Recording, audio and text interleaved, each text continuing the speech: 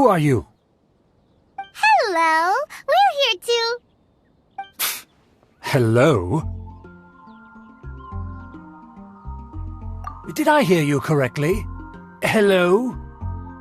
Huh. And I suppose you think that you can simply strut up here and greet me in such an ignoble and vulgar manner?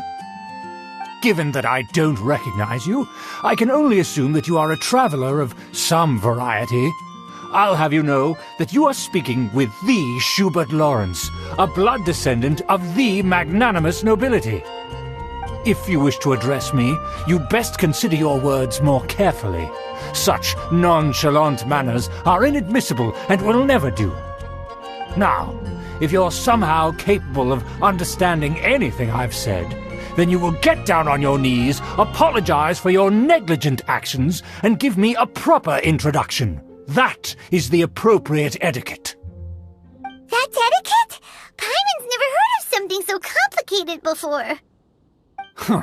In former times, when people knew their place and respected traditions, such conduct was only basic courtesy when greeting a nobleman.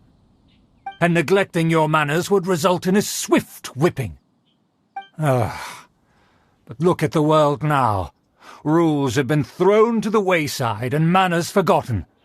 I cannot bear to see such degradation. What did you say? You dare question the dignity of the nobility? I'll have you know that though the Lawrence clan is in decline, myself and others of noble blood are looking for a chance to restore our rightful honor. Just look around. The people are unruly and undisciplined. I, however, strive to retain the elegance and etiquette of the nobility. After all, we are of a completely different breed by birth. Save your words. I find your manners and bearing repulsive. I have nothing to discuss with the likes of you. Besides, I am in no way obligated to instruct commoners on basic courtesies. Now I have more pressing matters to attend to. I'll take my leave. Oh, so this is what Master Jean meant by difficult to get along with. Let's head back and talk things over with her.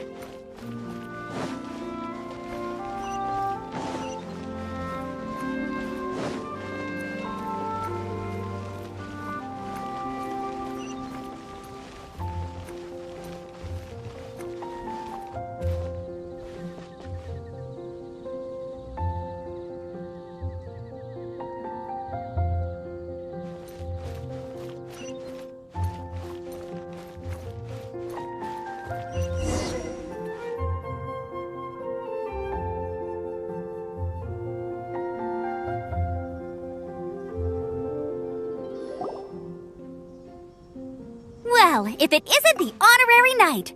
I'm just on my way out to gather some intel. I didn't expect to run into you here. Huh? Judging by your expression, you must have run into some trouble. Master Jean tasked us with a special assignment, but things seem to have run aground for the moment. No need to get down on yourself. Sometimes things just don't turn out as planned.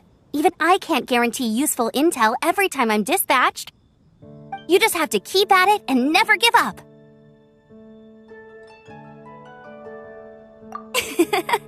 Hey, why don't you let me try to help?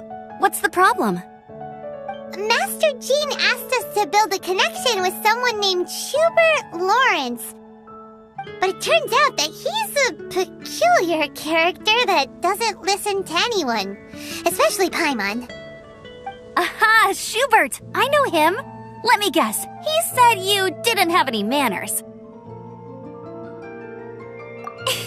I've been on the receiving end of his lectures many a time. The Lawrence clan can be very particular about such things. You mean everyone in the Lawrence clan is just a big headache? As aristocrats, they believe there should be a certain distance between themselves and common folk.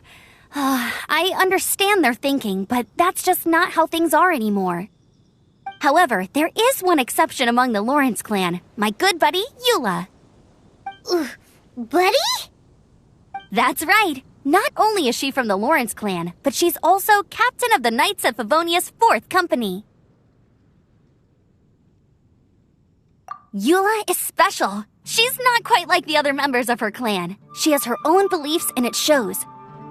In other words, she doesn't really adhere to the strict rules and conventions of her family. However, she's still quite knowledgeable about dealing with the Lawrences. I'm sure you'll see what I mean if you meet her.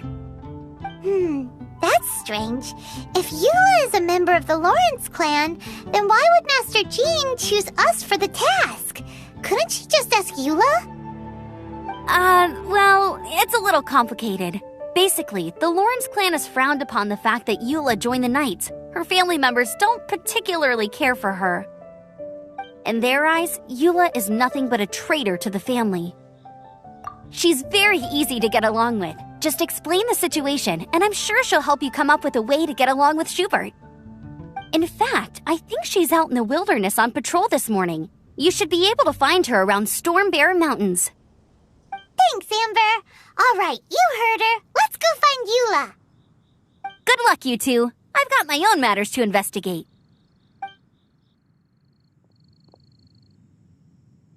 Who would have guessed the Knights have a member of the Lawrence clan? That doesn't sound very good.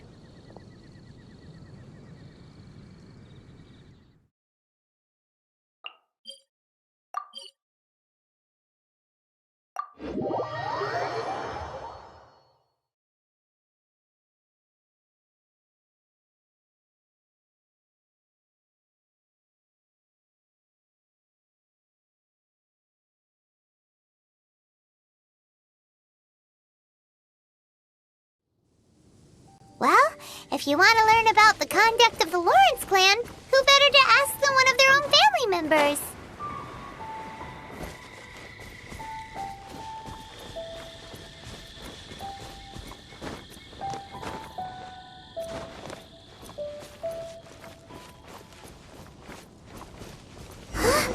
The Fatui! What are they doing here? Is that why Eula was sent on patrol here? Let's fight first and talk later!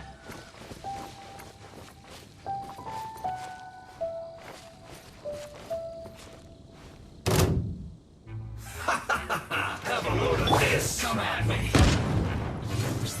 Stabilize! Order guide you! I miscalculated. The wind knows me. Clouds high, the birds call. Hurry up.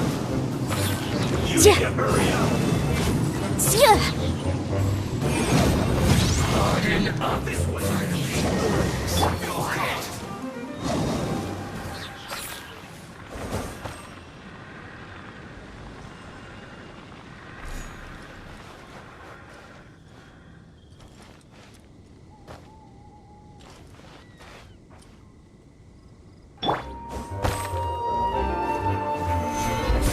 Let's end this quickly. Motion to compel! Ha! Wrap up the flame! Almost. This is order!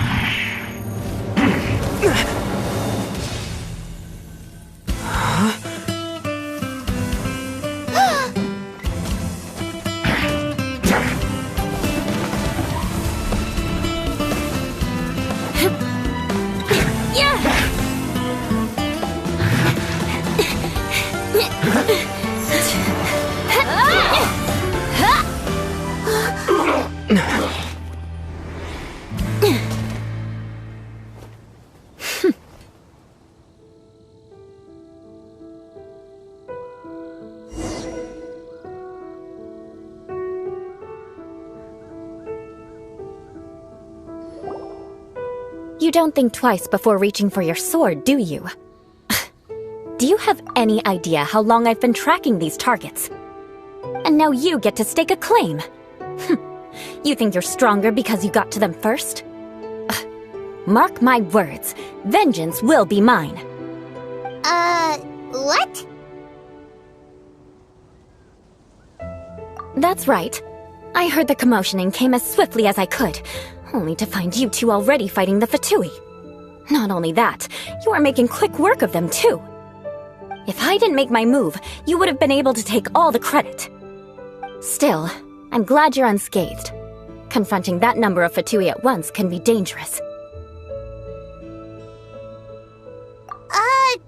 Sorry, Paimon doesn't understand what you mean, but thanks for your concern.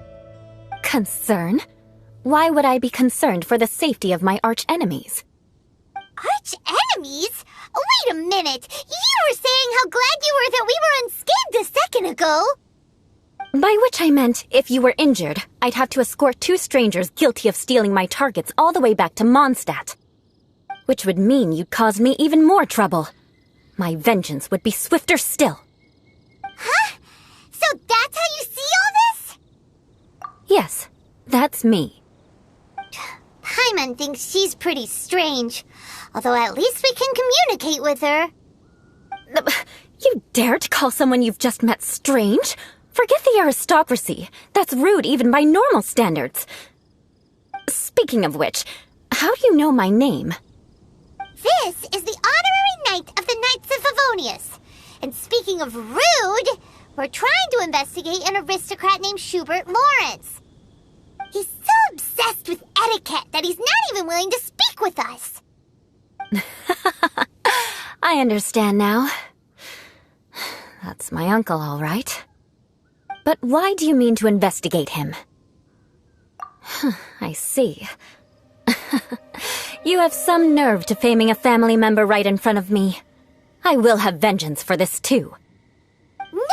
No! This is an assignment from Master Jean! It's just an investigation, that's all!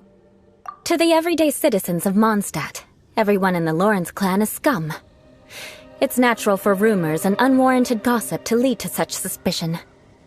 Hard to avoid such a reputation when you're known as the ruthless rulers of Old Mondstadt. Oh, so that's what you think of me? Yet another transgression to avenge. But, didn't you say it first? Oh. Curious. We've only just met, and you've already given me 3 causes for vengeance. It's been a while since I've encountered anyone as interesting as you. I assume you need me to teach you the conduct of the Lawrence clan. Only then will you finally be able to communicate with my uncle, correct? That's right. Amber told us to come and talk to you. Well then, let's begin your training immediately. It'll be easier to train when we're back in Mondstadt. We'll require other people. We can put that aside for now. Besides, if it's the acting Grandmaster's assignment, and Amber's the one who recommended me, I should comply.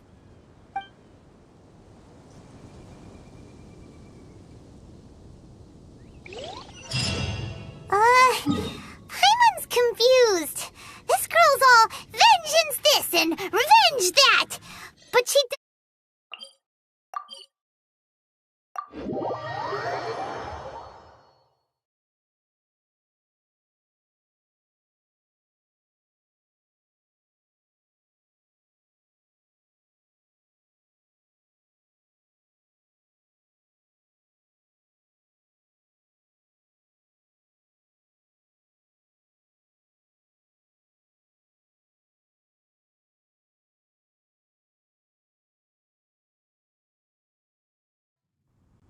Still, Paimon has met bigger weirdos before.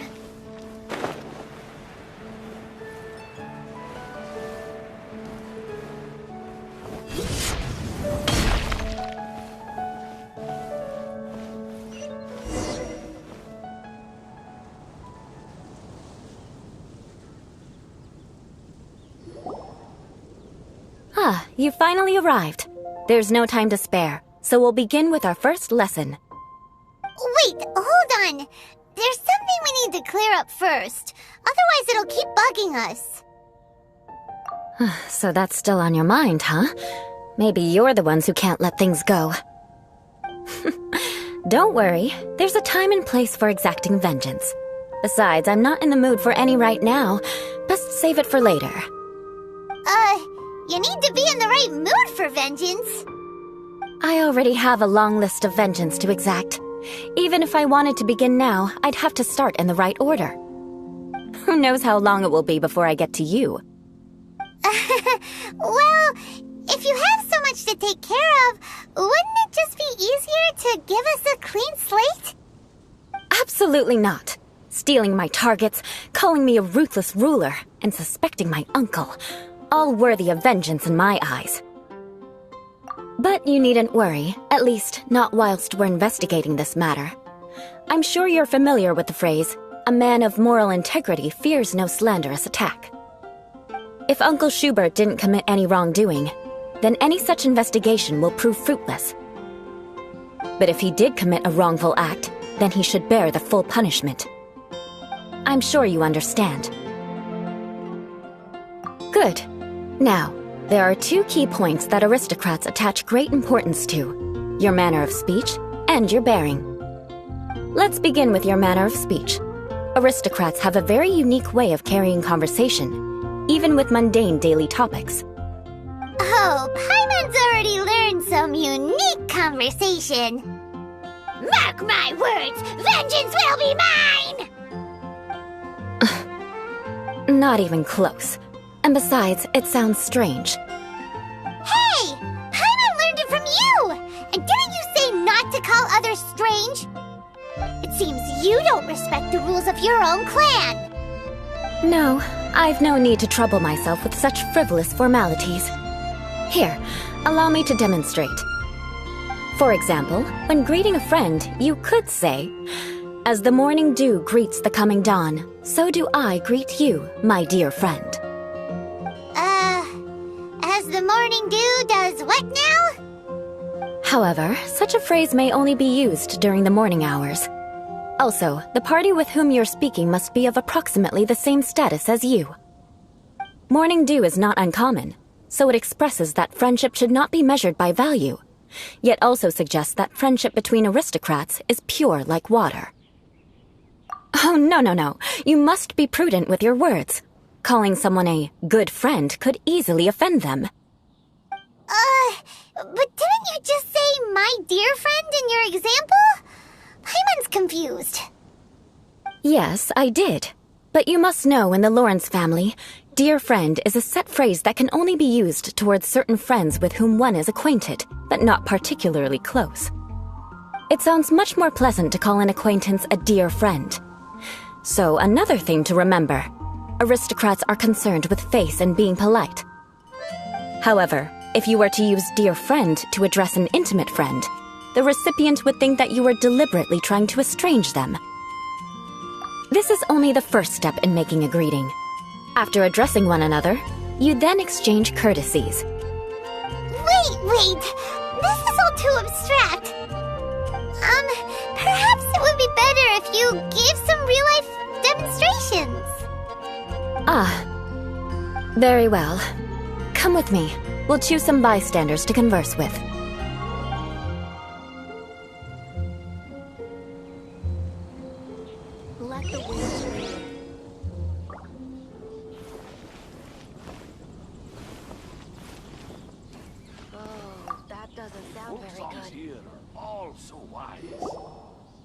Oh, you're Eula of the Lawrence clan, right?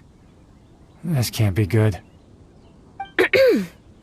You there, lowly laborer. You stand in the presence of a member of the illustrious Lawrence clan. I have words for you. Please acknowledge the glory bestowed upon thee by the nobility... what comes next? Oh, right.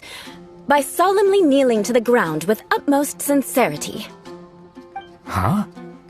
I can't make heads or tails of anything you're saying. Hold on, what did they always teach me? Whenever a dispute arises, protection of your family's prestige and dignity always takes precedence. Got it. As a lowly commoner, you shall maintain absolute reverence when speaking with those under which you so graciously toil. How dare you speak in such a manner? Is everyone from the Lawrence clan so strange? The days of the Lawrence clan's tyranny have long passed. I don't care what you're trying to do, just beat it. Like I said, I don't care what you're doing. I have nothing to say to any member of the Lawrence clan. And here's a word of advice. I wouldn't be caught dead walking too closely with any one of their like in Mondstadt. If that's all, I'll be going. I'm afraid I won't be able to control myself if we talk any longer. Hey! Don't leave! Halt! Mark my words, vengeance will be mine! Wow, the Lawrence name really does carry a terrible reputation. Never mind him. I could have predicted as much. Let's find someone else.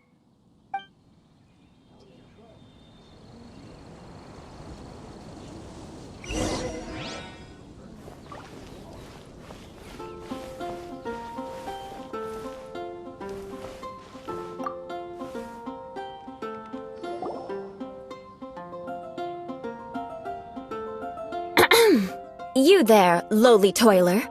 You stand in the presence of a member of the illustrious Lawrence clan. I have words for you. Please acknowledge the glory bestowed upon thee by the nobility, and solemnly kneel to the ground with utmost sincerity. Huh? Why don't you respond? According to the custom, I must wait until you kneel completely before I can say the next words. Right. I mustn't look at you too long, or I'll be drawing more attention to our difference in status. Oh dear, I've already stared at you for quite a while. Fine. You may spare yourself the formality of kneeling, as it may be a little inconvenient. I shall continue. Oh, wait. I think there's a line for people with rude attitudes in this situation. Hey, stop bothering me or else I might say something you wouldn't like to hear. Then again, I've got no words for anyone from the Lawrence clan. Again? What's with this attitude? Yes, I don't think his attitude will change.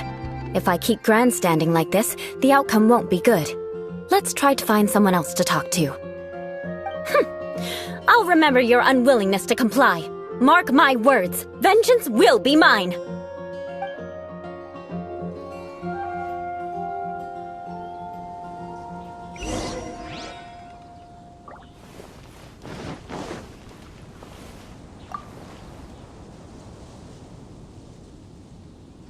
You there, lowly worker.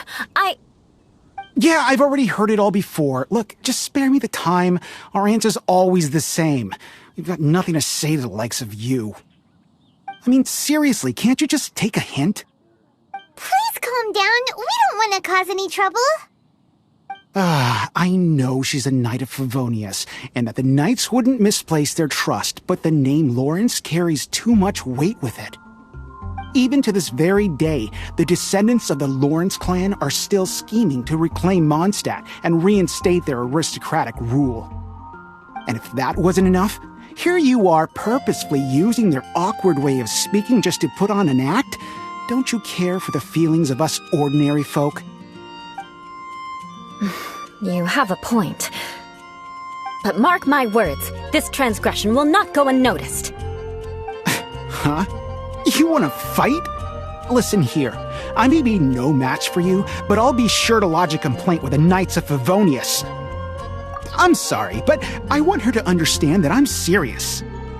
Listen here, if you don't want things to get more unpleasant, then you'd better just stop. Forget it. There's no point in quarreling any further. Let's go.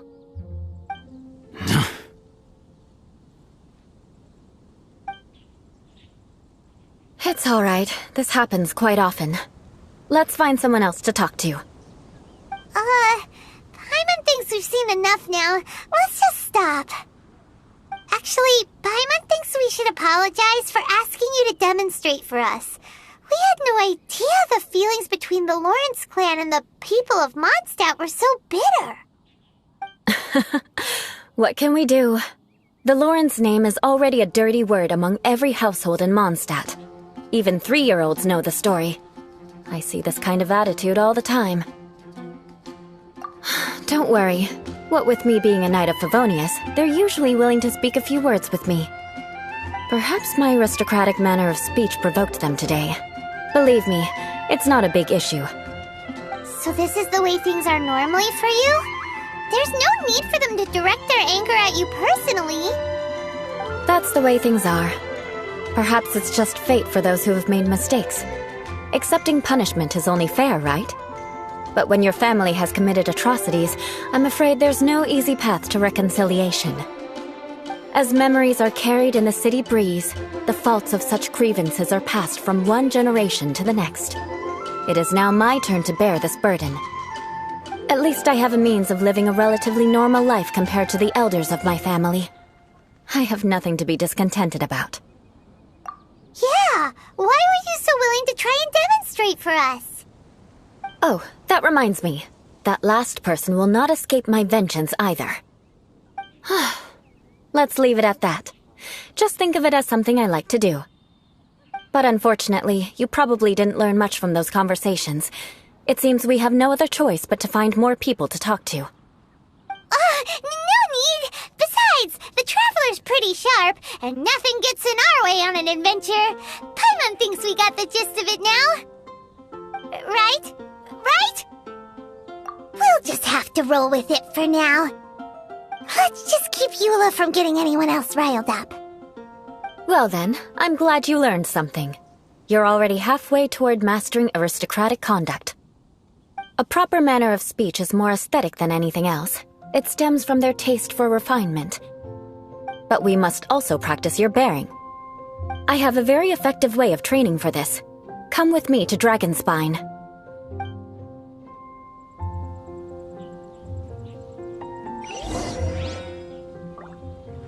Celestia. I wonder what it's like.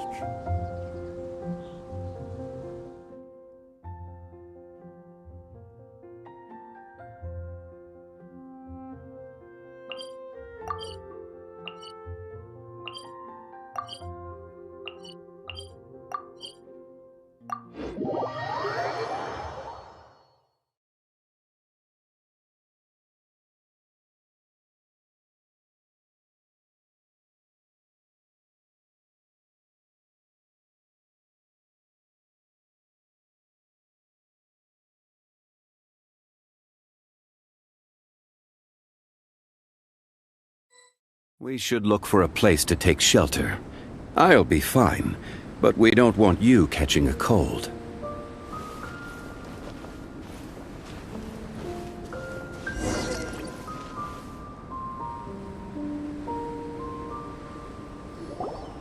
It's so cold. Does aristocrat training really need to be done here? If you wish to truly achieve the dignified conduct of an aristocrat, you must learn to remain composed and elegant even amidst harsh conditions. For example, you can see that part of the path up ahead is quite difficult to traverse. But a well-trained aristocrat would not only effortlessly proceed forward, but do so without a stain on their garment and their elegance fully intact. Paimon thinks we've left the realm of aristocrats and entered the realm of adventuring. Compared to what we've already seen, this should be a piece of cake. Uh-huh. This is where you can finally apply some of your adventuring knowledge. You look pretty confident this time. All right, let's get started. Remember, you must be graceful and elegant. Don't get knocked or launched into the air. That would be most unsightly.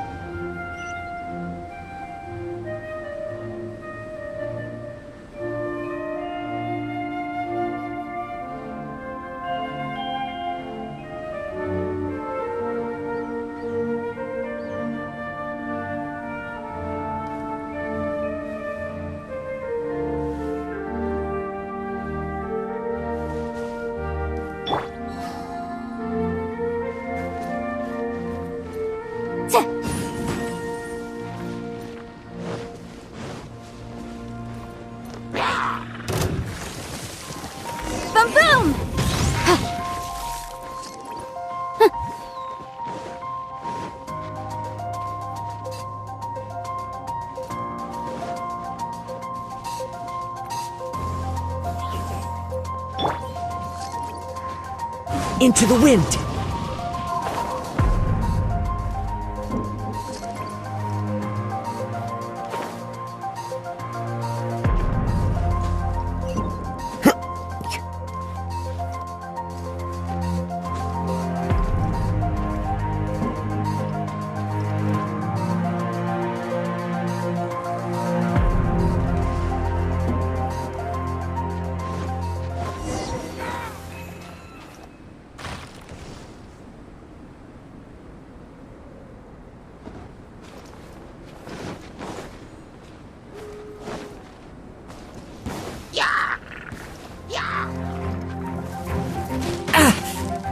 That won't do.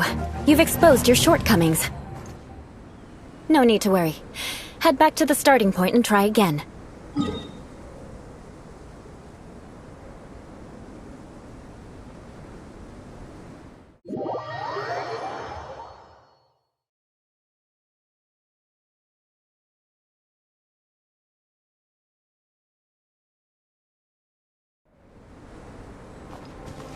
It'll be difficult at first, but the key is to remain patient.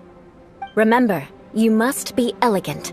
Don't get knocked or launched into the air.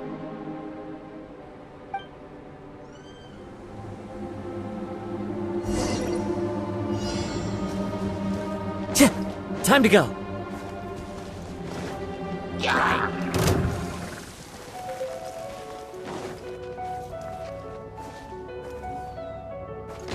The wind... That won't do.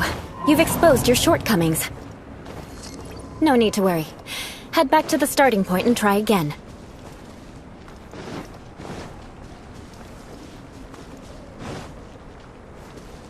It'll be difficult. Remember.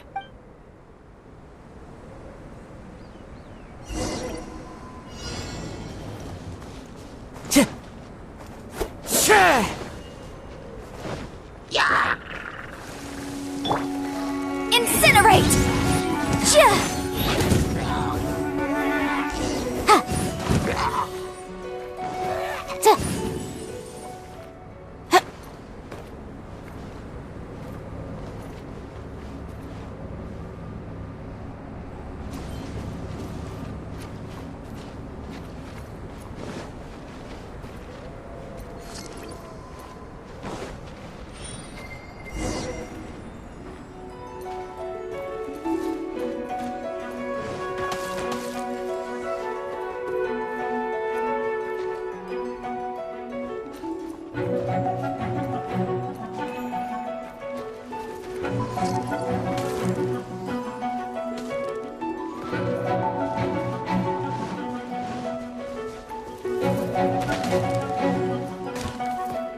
That won't do.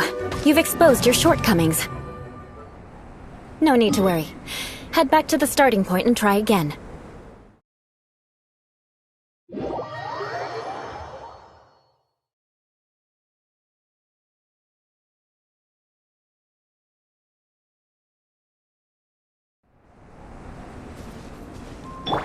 It'll be difficult. Remember.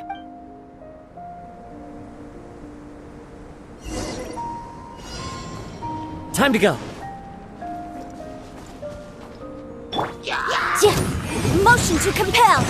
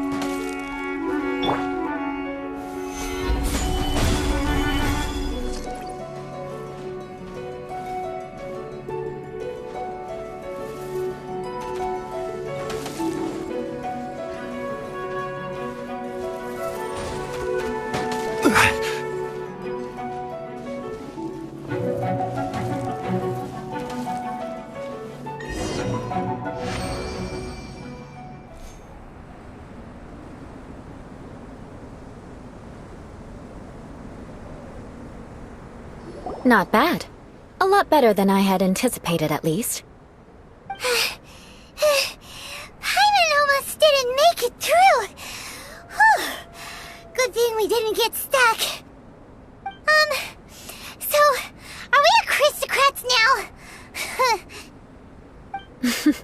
Don't flatter yourselves. We've only just begun.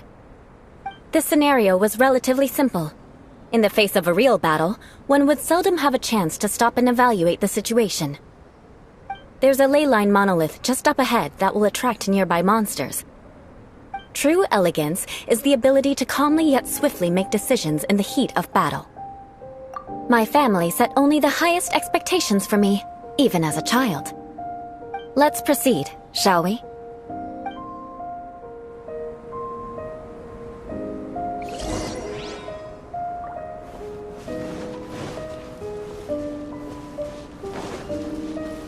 This is the ley line monolith. Go ahead, activate it. But be careful not to get launched into the air or frozen while fighting. That would be most unsightly.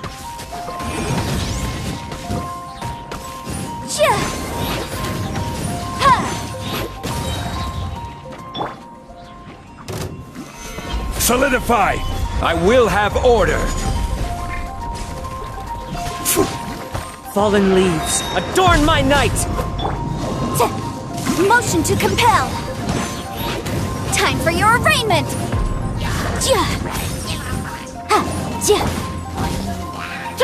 Oz, reveal thyself! Incinerate!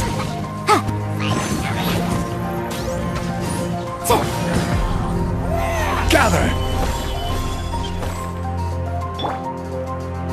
Into the wind!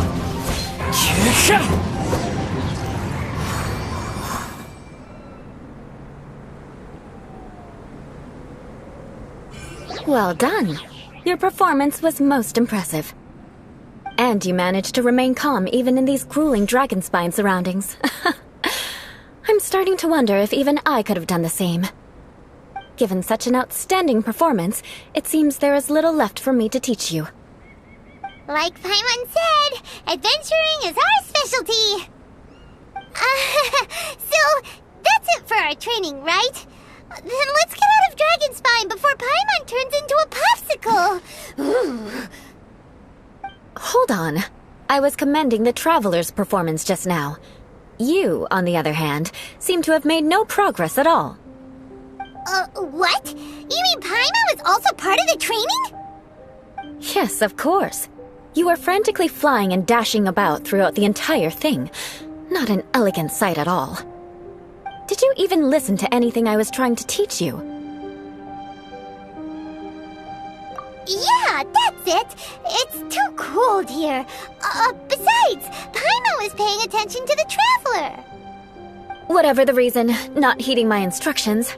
A cause for vengeance, perhaps. Now, drink this.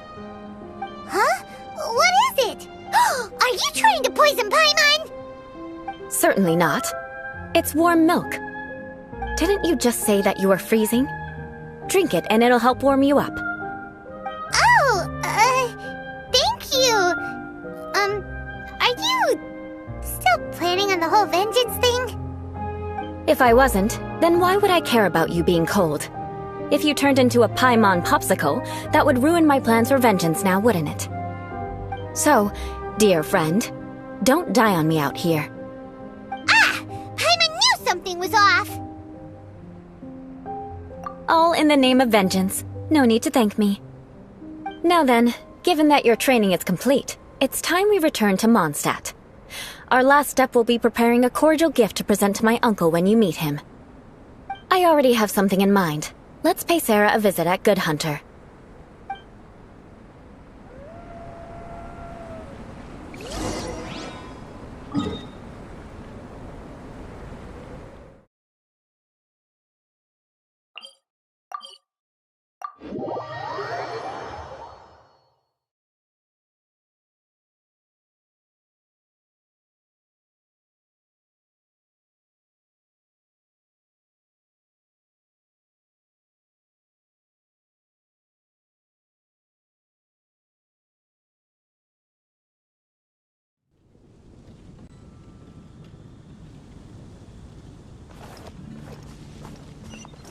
Follow the wind.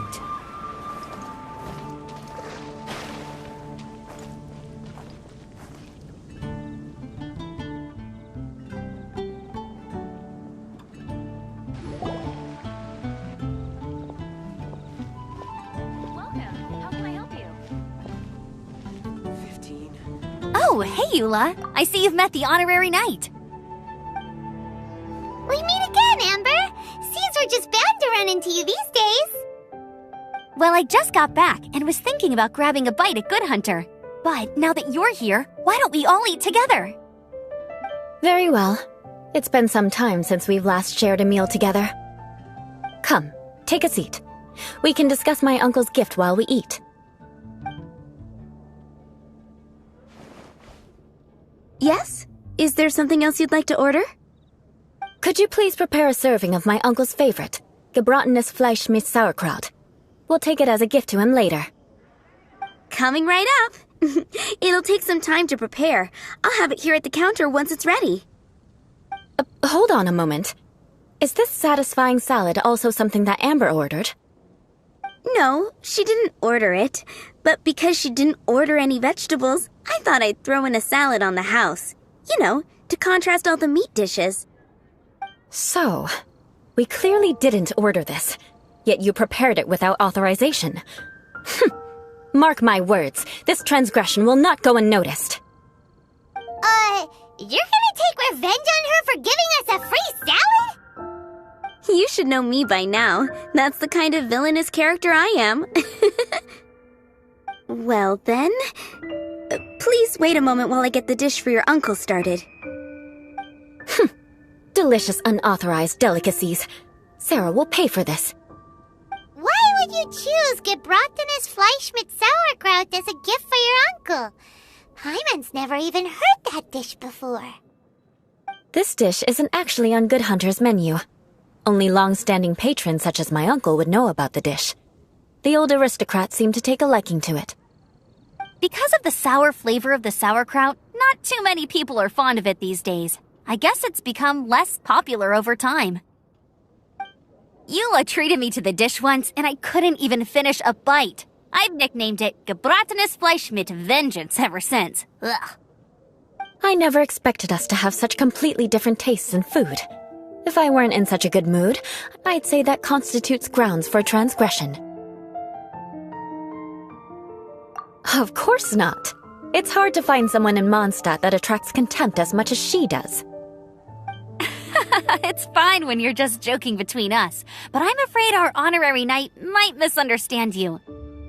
Eula's always talking about vengeance, but that's just how she is. It's nothing you should take too seriously. But I am serious, and I'll remember every transgression committed against me. Ugh, it's no wonder so many people dislike you. Paimon's starting to realize that Eula is actually a very good person. There's no need to be so awkward when you want to say something nice. Listen, you've never been labeled as a social pariah, have you? Well, no? So that's why you wouldn't understand how hard it is for a bad person to try to be good. It's impossible for me, and I have no intention of acting like a good person. All right, no need to look so sullen. I'm just kidding. Come on, let's eat. The food is getting cold.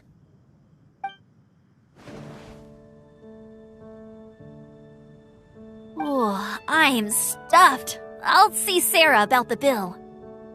No need. I've left the mora under the plate. If you try to settle it with her in person, she won't accept payment for the salad. Don't underestimate my ability to exact revenge. Sarah won't get the upper hand this time. All right, next you should pay my uncle a visit. He has a small camp at the top of the mountain near Springvale. He usually whiles his time away there when there's nothing else to do. Aren't you coming with us, Eula? I'm afraid that wouldn't be very convenient for me. It'd be better if you two went alone. Ah, yes. Please do remember to pick up the dish from Sarah. I still have more recon to do in the wilderness. Well, until next time. Let's meet again. What an interesting bunch you are.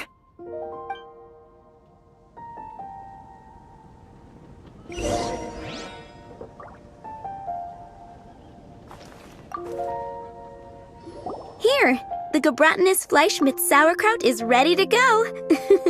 Be sure to eat it while it's hot, otherwise the flavor will be spoiled. And by the way, don't worry too much when Eula says strange things. She's actually a very good person. Paimon's been meaning to ask. No one could stand the sight of Eula when she was trying to speak with the others in Mondstadt earlier. But she seemed to get along fine with you and Amber just now. What's up with that? The people of Mondstadt don't take kindly to anyone bearing the Lawrence name. They are unable to see past her family, therefore they don't actually see Eula for herself. So no matter what Eula tries to do, it's seen as a wrongdoing. It essentially strips the meaning of anything she tries to accomplish. How come you're able to see Eula differently then? Well, when she joined the Knights of Favonius, it caused quite an uproar. Many people signed a petition demanding that the Knights reverse their decision. At the same time, numerous members of the Lawrence clan crowded the entrance of the Knights of Favonius headquarters, clamoring for Eula to give an explanation. Whoa, so both sides were unhappy. That's right. So you can imagine how determined Eula must have been under such circumstances. But thanks to Grandmaster Varka and the unwavering attitudes of others in the Knights of Favonius, they were able to quell the unrest. Tensions still remain beneath the surface, I'm afraid.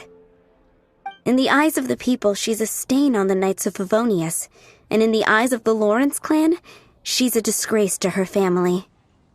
But she simply fulfills her duty as a knight, silently helping one person after another, myself included. People like Eula should be approached with care and understanding. She could stand to be treated a little more fairly. I believe a day will come when things will get better.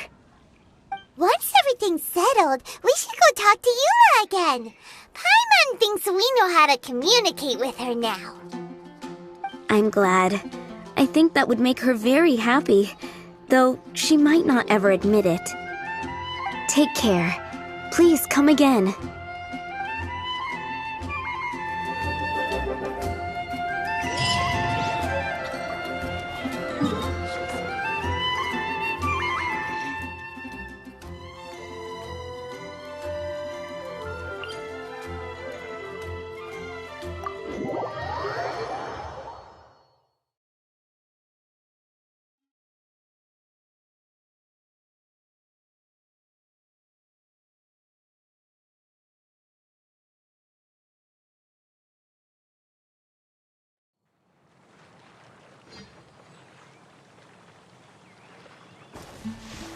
The wind knows me.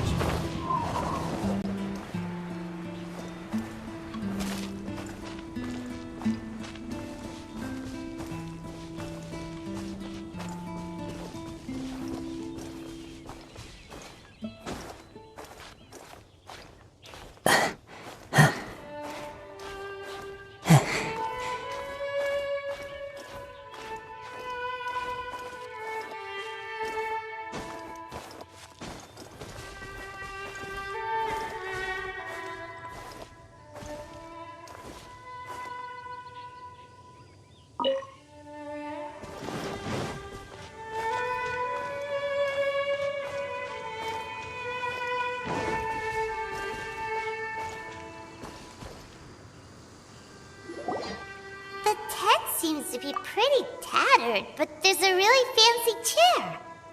Could this be another aristocratic custom? Ah, it's you again. I thought I had rid myself of you two. A few humble words, huh? Yes, that sounds appropriate enough. Very well. I'm certainly not one to be narrow-minded. I'll overlook your previous misconduct for now and listen to what you have to say. Wow, this guy thinks so highly of himself. It appears I have misjudged you. Supreme brilliance. The glory of the nobility that continues to this day. A true loyalist. Impressive. My intentions were to test your humility. It appears you have become well-versed in our etiquette. Oh, so he was testing us. Sheesh, what an ordeal. Your conduct is satisfactory. I must say, such progress in such a short time is practically unfathomable. If I may ask, from whence did you learn such a civilized manner of speech? Ah, good. Very good. You are bright, and compared with the common folk of Mondstadt, you certainly have potential. If you were of aristocratic blood, your prospects would be promising indeed. By the way, we brought a gift. Paimon means we would like to present you with a small token of our goodwill. Huh? Could this be gebratenes Fleisch mit Sauerkraut? It's evident that your sentiment is genuine. As a young person nowadays, only with no small effort could you achieve such a dish. It's been so long since I dug into a big, tasty... I beg your pardon. What I mean to say is, since it's nearly mealtime, I shall partake.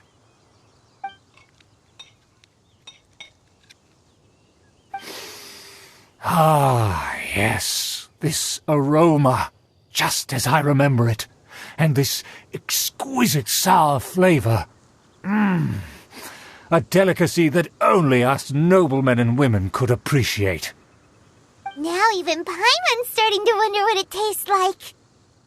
I acknowledge your genuine goodwill. Such sincerity must certainly imply that you come bearing a request. Wait, so you've come to know of this, too? It was meant to be a family secret. Well, considering your meticulous etiquette, you must be a talent of unusual fortitude. I'm willing to place my full trust in you. Please, come with me.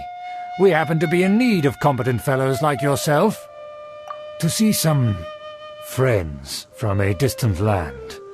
They have offered their assistance in restoring the Lawrence clan to its former glory. So he trusts us solely based on your etiquette. Well then, let's get going, shall we? You'll understand everything in due course. Do you think his friends are the Fatui? Things will get sticky if the Fatui happen to recognize you. What should we do?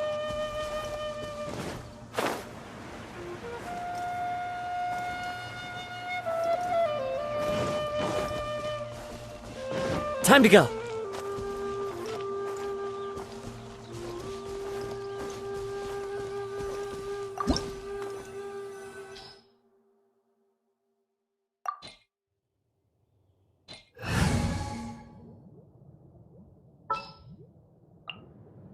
For justice.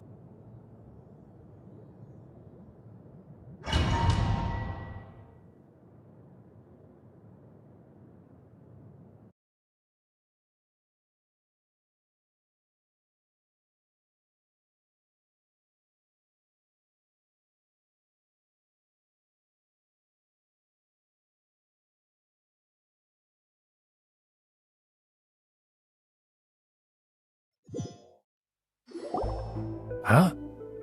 Why have you put on a mask all of a sudden? Even if they are powerful, our status is much higher than theirs in the land of Mondstadt. And therefore we shouldn't allow them to admire our true faces so easily. I see. Good thinking. Paimon thought for sure they'd recognize us. Let's proceed, shall we? I'll introduce you as my guest.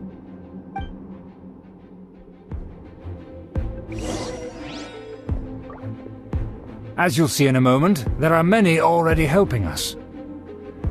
I heard that this area had already been purged once by the Knights of Favonius, but it's the only place around Mondstadt that is well concealed and spacious enough. Although it has fallen into disrepair and does not suit the tastes of the nobility, we simply have to make do for now. Sorry, can we walk any faster? Of course not. An aristocrat always moves with grace in his steps. Moving hurriedly is unacceptable.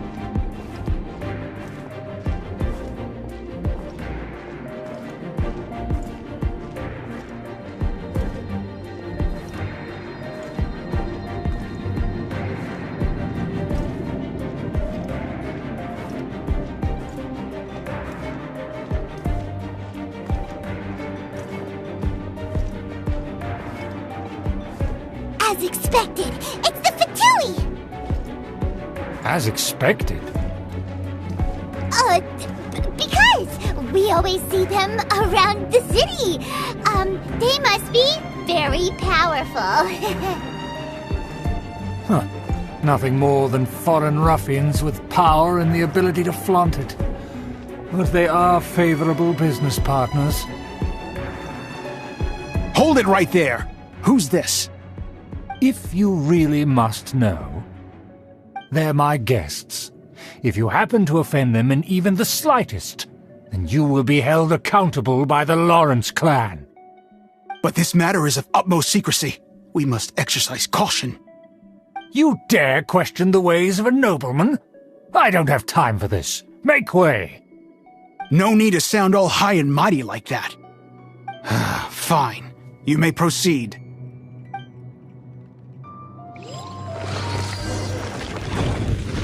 Good thing you're with us. They don't dare to question you.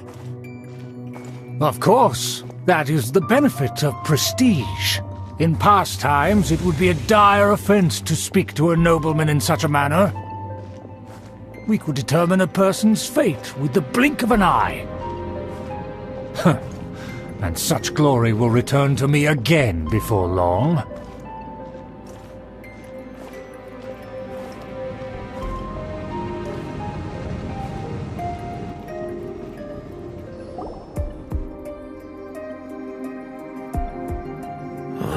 Where have I seen this person before? And who, may I ask, is this? We mustn't bring just anyone in here. This is our new ally that I've recently met. They are completely trustworthy. You have the word of the Lawrence clan. Our plans are strictly confidential. It's not wise to bring in an outsider at this time. Furthermore, there's been word that an outlander who joined the Knights of Favonius has been very active in Mondstadt recently. Don't be ridiculous. Besides, my guest is well versed in the etiquette of the nobility. I must treat them with the proper mutual respect. The Knights of Favonius pay no regard to such details. They could never understand the intricacies of our etiquette. And what about this thing?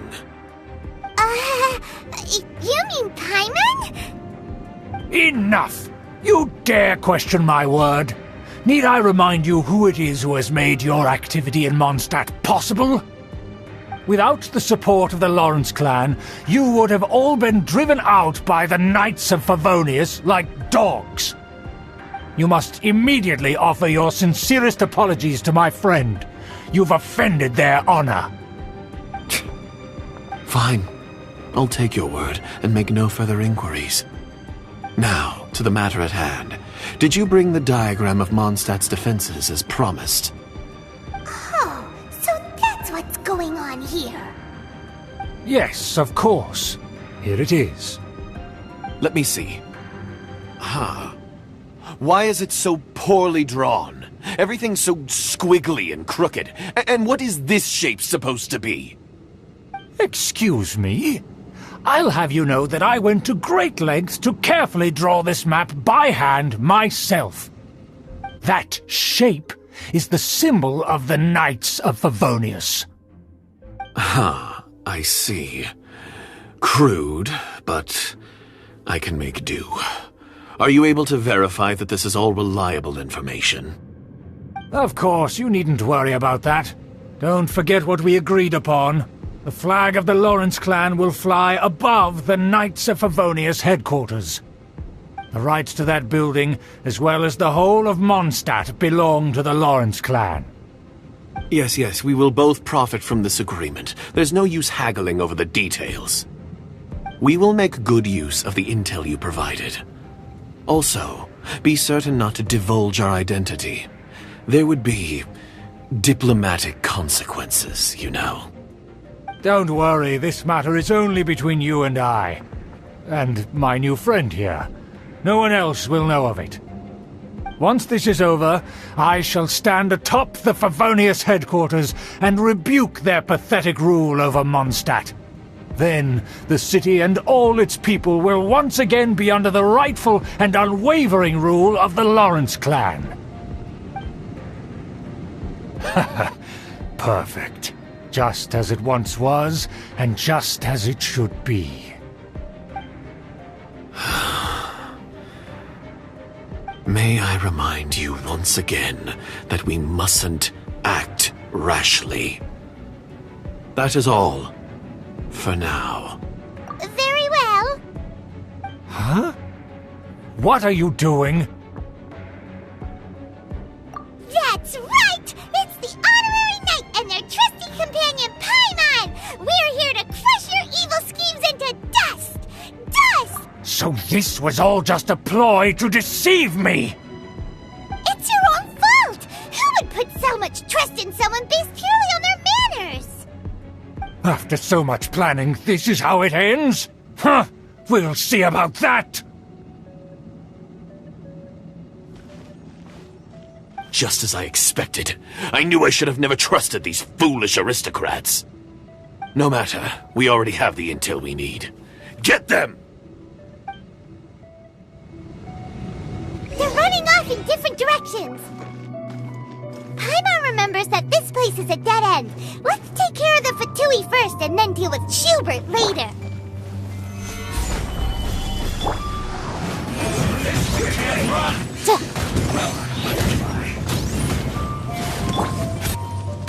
Into the wind!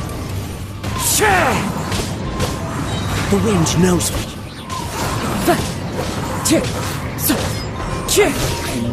The door is open! Let's go!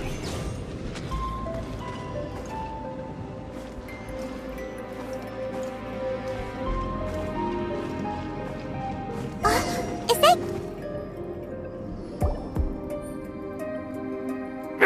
Don't touch me! Get out of my way! I'll leave on my own! It seems we finally caught up with you. This place is crawling with Fatui. Oh, it's you. It seems your investigation went well. Aha! I see now. So you're the one that taught them our etiquette. And I thought you despised such pleasantries. Furthermore, there is a rule in our family. Such traditions are never to be taught to outsiders. Ah, yes. Rings a bell. So what? I had no reason not to teach them. You have brought shame to our family and ruined my plans. It's all for naught now. I know that you poured great efforts into these plans, Uncle. But you are well aware that it was not the right thing to do. As a Knight of Favonius, I could not overlook your actions. Knight of Favonius? Let's get one thing straight. I am your uncle, and you are a member of the Lawrence clan. You should strive to restore your family's glory. You still have a chance. Defeat every Knight of Favonius here, and leave with me. Then I shall plead with the family to spare you and give you a new beginning. So just to be clear, you want a Knight of Favonius to attack the Knights of Favonius? I shall say this one last time. You are not a Knight of Favonius. You are a descendant of the Lawrence clan. The blood of the Lawrence clan flows in your veins. You must comply with the will of the family. Since when have I ever complied with the will of the family? Why, you unruly maid! If anyone should be angry, it should be me. As a member of the Lawrence clan, you knowingly plotted against the city of Mondstadt and threatened its safety. Had you ever stopped to consider the trouble it would bring to so many people? Had you considered how many enemies you would make trying to keep the plans under wraps? You dare lecture me? That's right. In the name of the family that you so dearly revere, Uncle Schubert. I've never experienced the age of glory you always speak of, and I've never understood our family's incessant pursuit of it. But I am capable of discerning right from wrong, and I deeply understand what freedom means to the people of Mondstadt. The Lawrence clan should never and will never become what you've dreamed it to be. Oh, the disgrace of it all! How could such a rebellious monster emerge from our own family? Things are starting to get pretty hysterical here. Politeness and elegance seem to have gone out the window. That's enough fuss for today. You two, take him away. The honorary knight and I have other matters to attend to. Given that you've already taken action, I assume you've come across some conclusive evidence? Paimon took a peek at their diagram.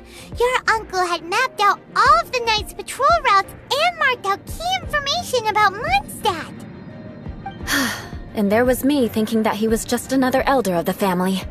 And a lazy one at that. I never suspected he could stoop this low. So stubborn. Mark my words, vengeance will be mine. Let's discuss this later. Our first priority is recovering that diagram.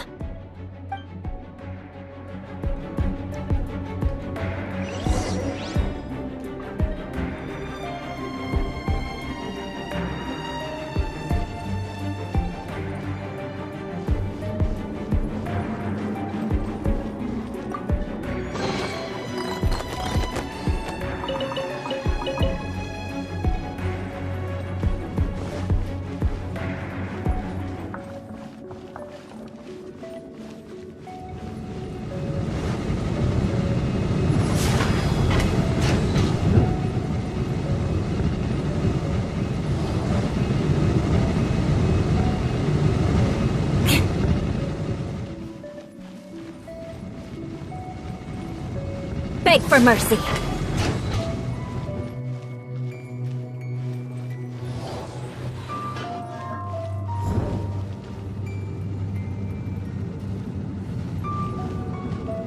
They're here! Stop them!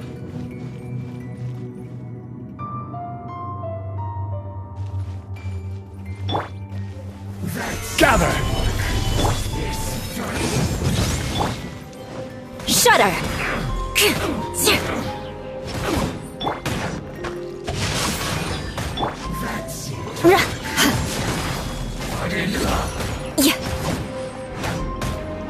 Beg for mercy.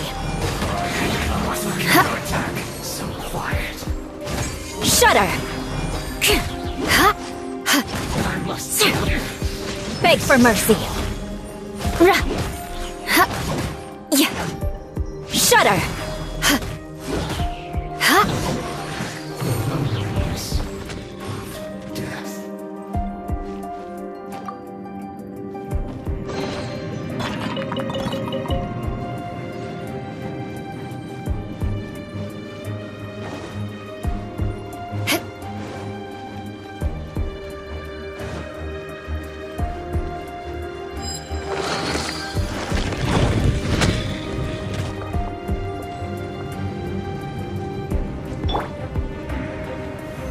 Stabilize! Order guide you! Beg for mercy. Drain outlines your fate. Crush! Beg for mercy. Crush!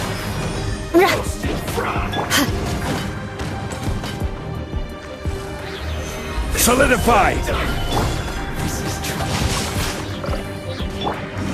Shudder!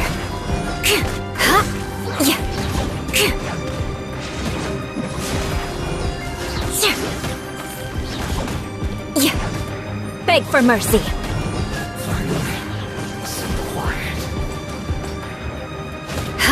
Crush! You need to hurry up! This was well done! Shudder!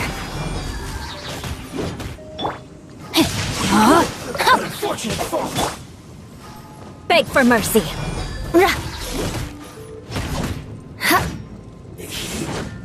Too low.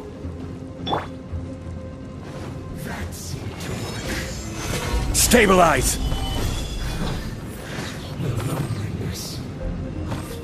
This is order!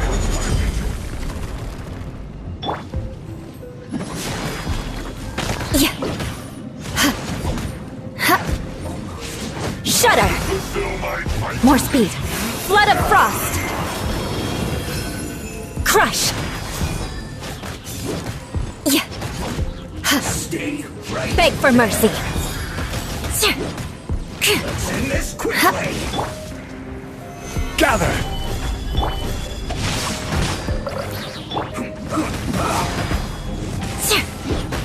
Yeah. Huh? Crush. Huh? Huh? I guess this is it.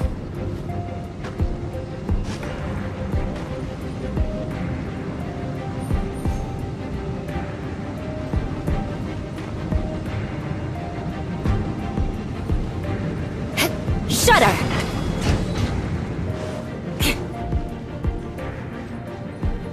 Crush.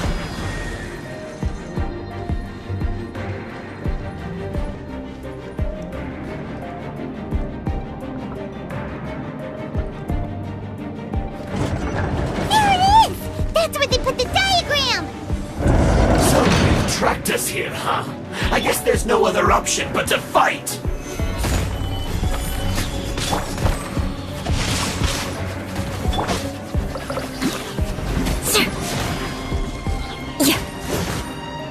As one with wind and cloud! You dare provoke me! Fatui, come forth and dispose of them!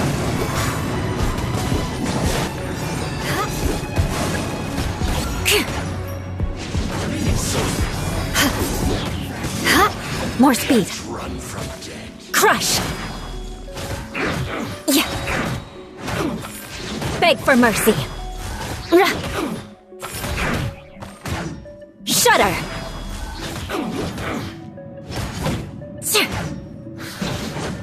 The loneliness of death. Beg for mercy. Freeze to the core. Crush. Beg for mercy.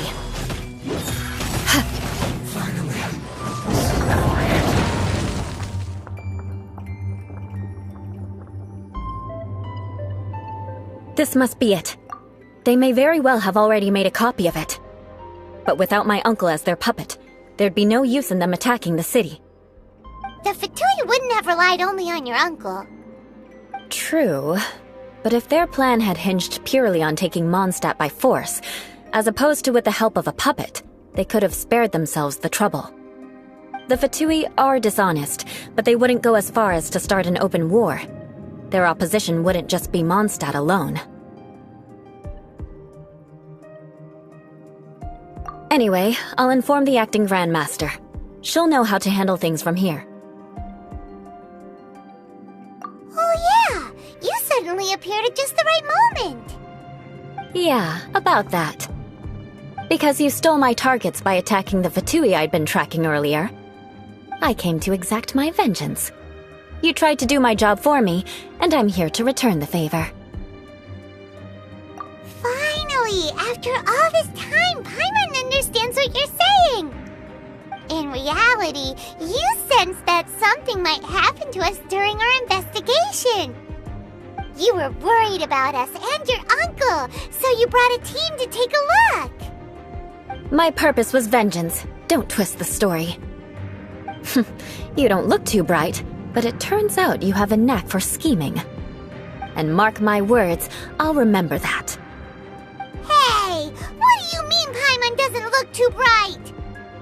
You have seeded a deep enmity between us. Just you wait. Even if you were to be completely destroyed, I would never forget you. Bring it on! I like your fighting spirit. I'll take this diagram back to the Knights of Favonius and take it from here. Sure. Well, see you around. That you will. And make sure not to steal my targets next time.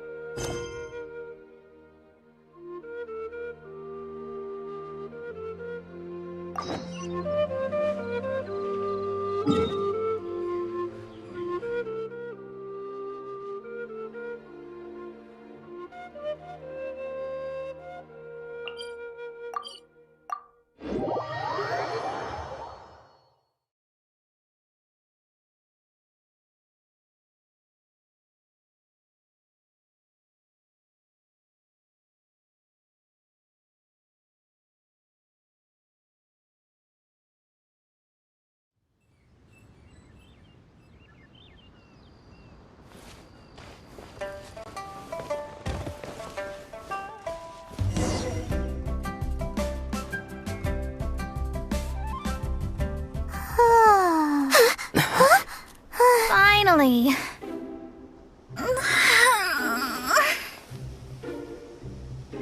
I almost fell asleep waiting.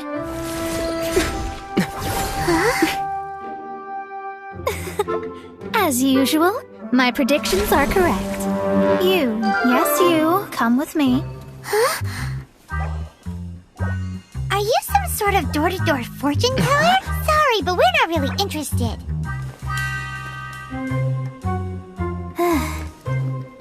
You're not from this world, are you?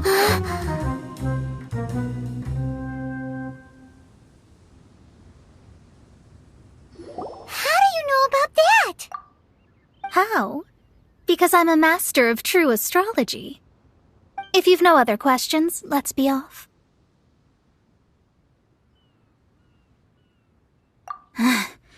Fine. I'll exercise a little patience and explain. I am astrologist Mona Magistus, but considering that it is most rude to misremember names, I allow others to call me Mona. I am on a mission from my master to retrieve a certain box from Mondstadt. It was part of an agreement she made with a friend 50 years ago, but she isn't as spry as she used to be, so now it's up to me. Not sure what getting some box back has to do with us. Why do you need us to come along? Well, that's because I would also like to take on the guardian of the box. My master and her friend contended in the mystic arts all their lives without a clear victor.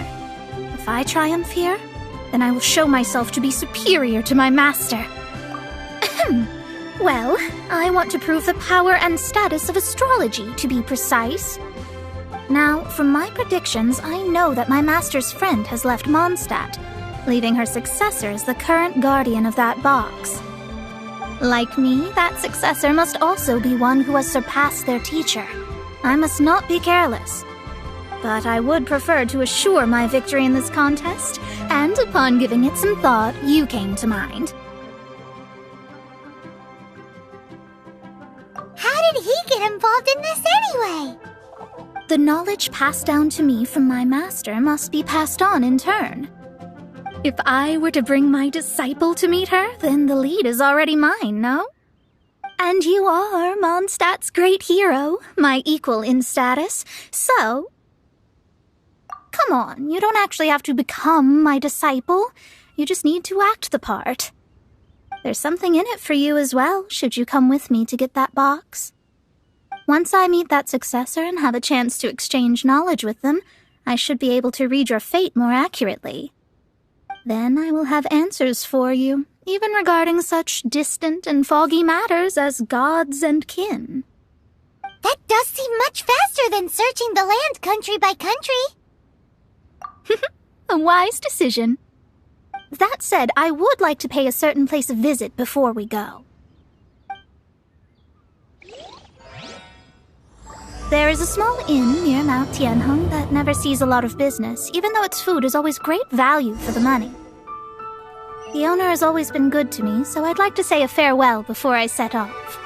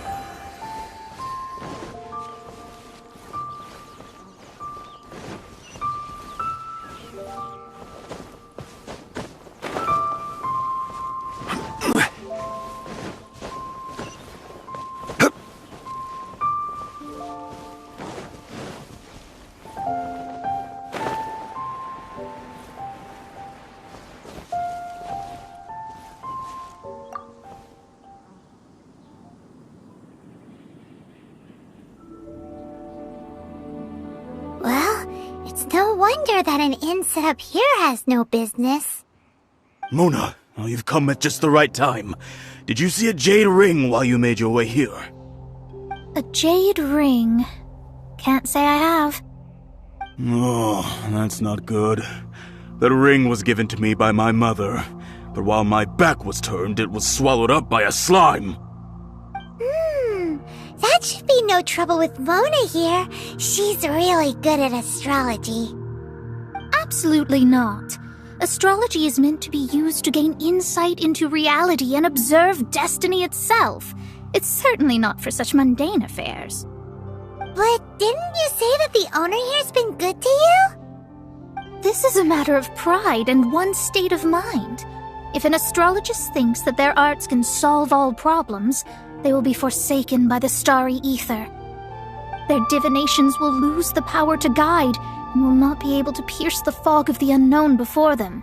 Principles are principles. Such a powerful ability, and you don't use it to earn a living? What a shame. Well, I was going to put up 20,000 mora as compensation, if you were willing. 20,000? Oh, it's nothing. I was just thinking that the person who finds that ring must be lucky indeed to be able to earn 20,000 mora just like that. Yes, of course. Still, the owner's business has had it pretty hard. It must be a truly extraordinary ring to be worth spending this much mora to find. It wouldn't be right for us to leave like this, so let's help to search for it. There may be other means we can employ besides astrology. Oh, Paimon knows where this is going. I know. I'll leave this one to you. This is the first mission I'm giving you as your master. Since it was swallowed up by a slime, maybe we can use elemental bait to lure all the nearby slimes to us. You remember the stuff we helped Master Diluc make? And Paimon actually kept a small amount. Paimon's the very best partner, right? Seems like you already have a plan. Yep, we'll be back in a jiffy.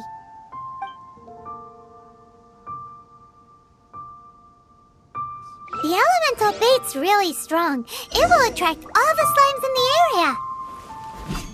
Even if they're just slimes, they can be dangerous together, so we'd best prepare ourselves.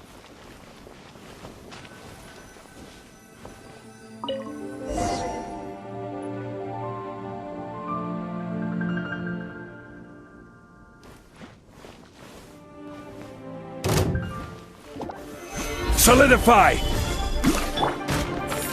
Into the wind!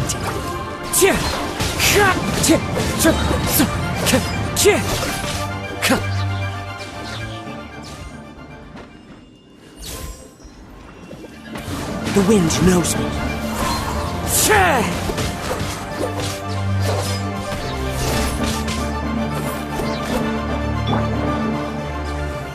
Stabilize! Into the wind!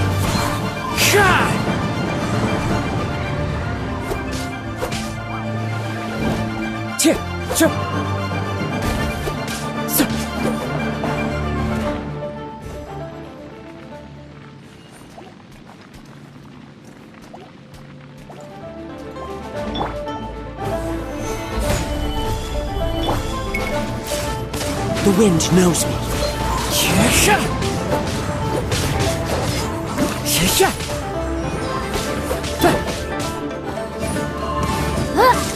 Boom boom!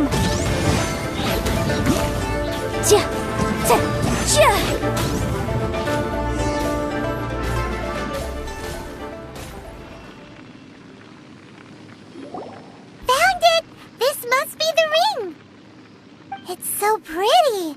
Paimon's sure it's worth a ton of... Paimon wasn't having any bad thoughts. Let's bring the ring back to Mr. Zhu.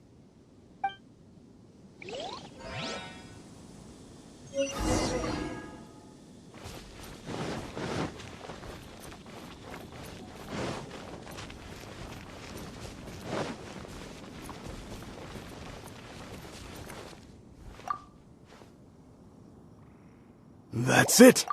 That's the one! I thought it was lost forever. You actually found it. Not bad. Mr. Zhu, you must take care of such precious things a bit better. You might not be so fortunate next time. You're absolutely right. How would I have faced my family if I had lost the 253rd ring my mother gave me? No, let me explain. My family owns 3 jade mines, and in order to ensure that I would be able to find myself a good wife, my mother had many jade accessories made as heirlooms. I think there might be over 500 of them. Then why would you feel the need to set up an inn here? Well, inheriting the family business too early unavoidably made things boring. Thank you, all the same. Here's the Mora, as agreed. Please take it. Then I'll take it, gladly. But we did all the work! A disciple should act like one. How can they steal their master's thunder? Didn't we say we were just playing pretend? Well, you need to start practicing now. If my rival is as smart as I think they are, they will figure you out in a heartbeat.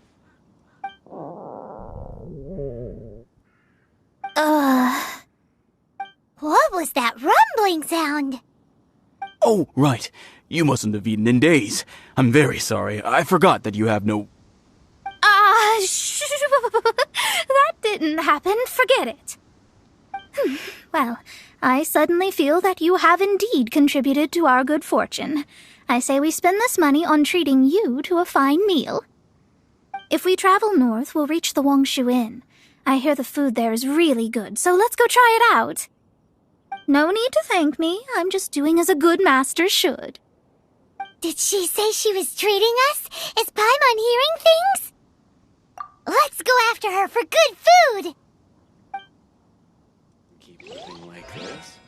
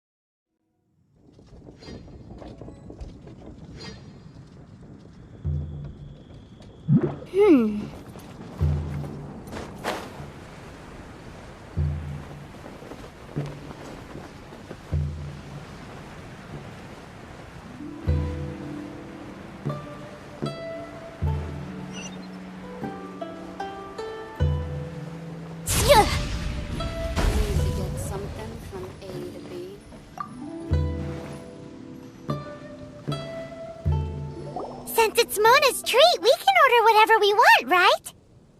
Of course. I am a most generous master, after all. But only if you can finish it all. Wasting food simply will not do. Excuse me, what would you like to order?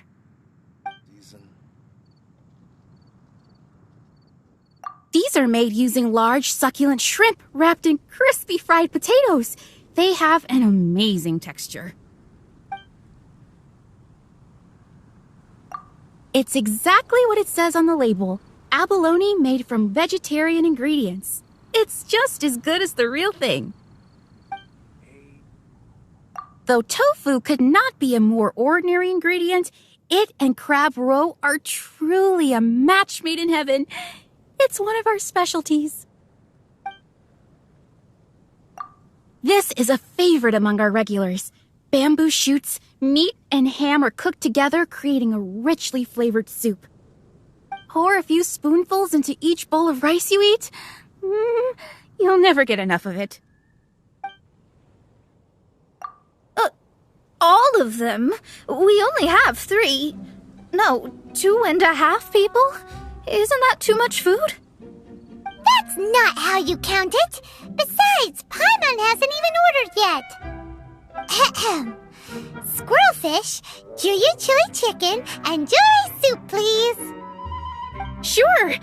And is there anything else you'd like to order, ma'am? I'd just like to ask, how much do the current dishes cost in total? Around 20,000 mora. Then, I'll just have some vegetarian noodles, please. All right. A bowl of vegetarian noodles, was it? Please wait a moment. We'll serve you shortly.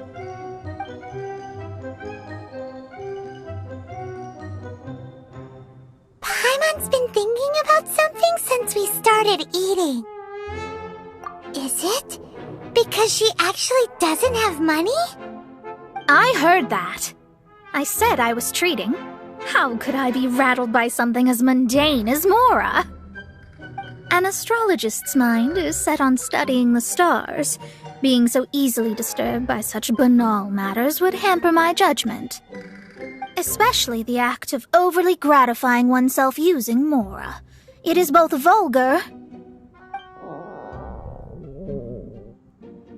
and dangerous. So, not eating the dishes we ordered is also part of an astrologist's pride?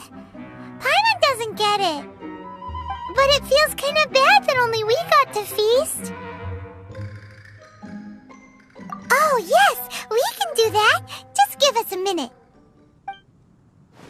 You don't use Mora to fulfill your desires, so it's fine as long as you're not buying anything, right? Let's go borrow the kitchen from the innkeeper.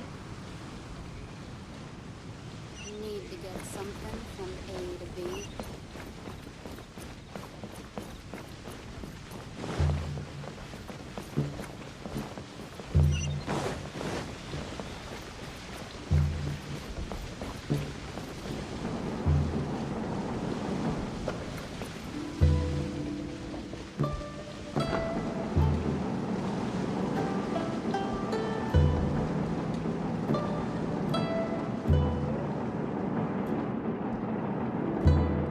The case before us is a strange and unprecedented one indeed.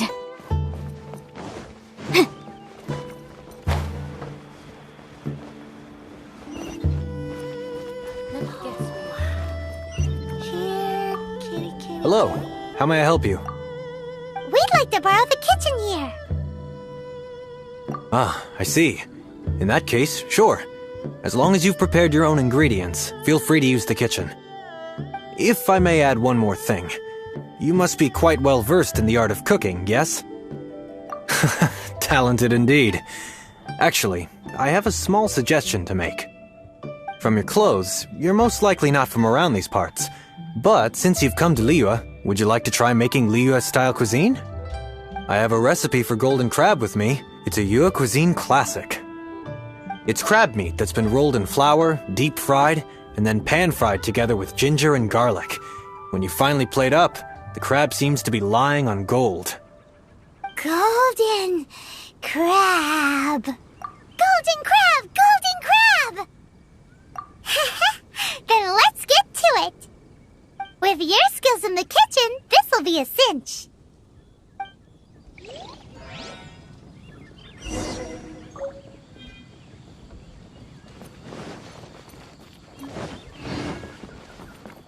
Let me guess where you're from.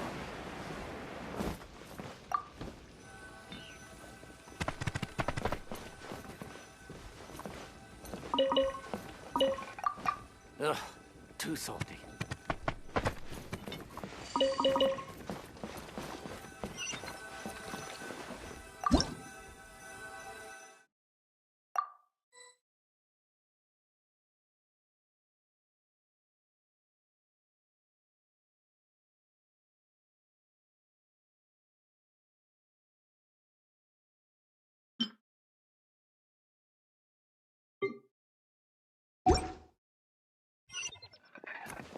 Ugh, too salty.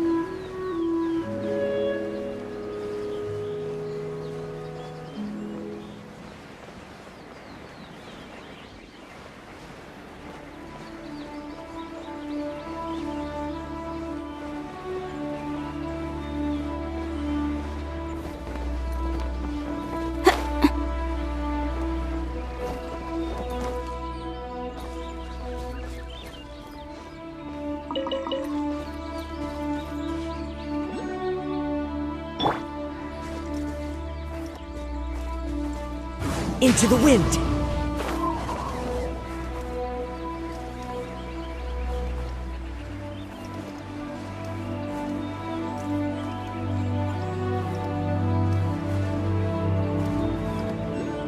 Chih!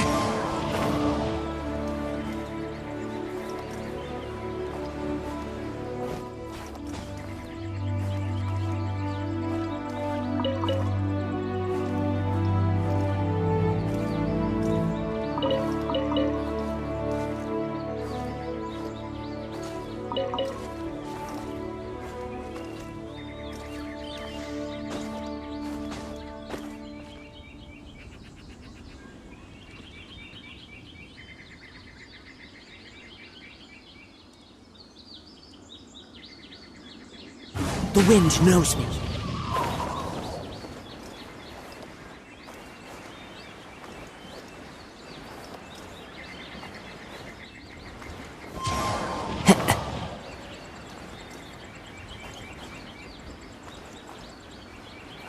Hehe!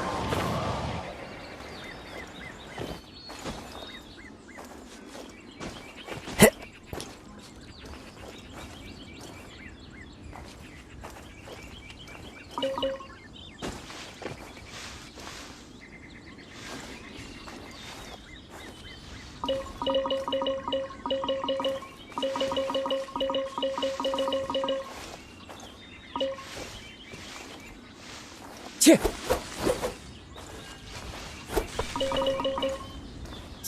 Ka! Pa! Sir!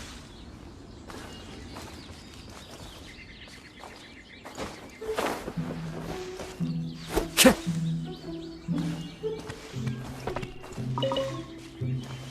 Chih!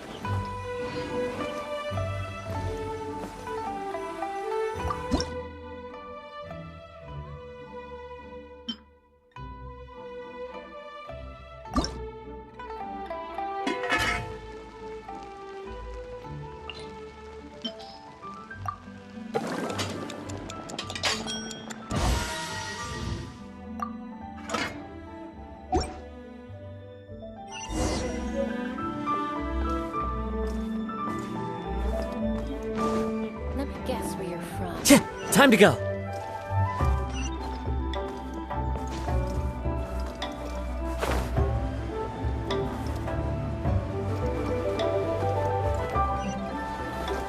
I follow the wind.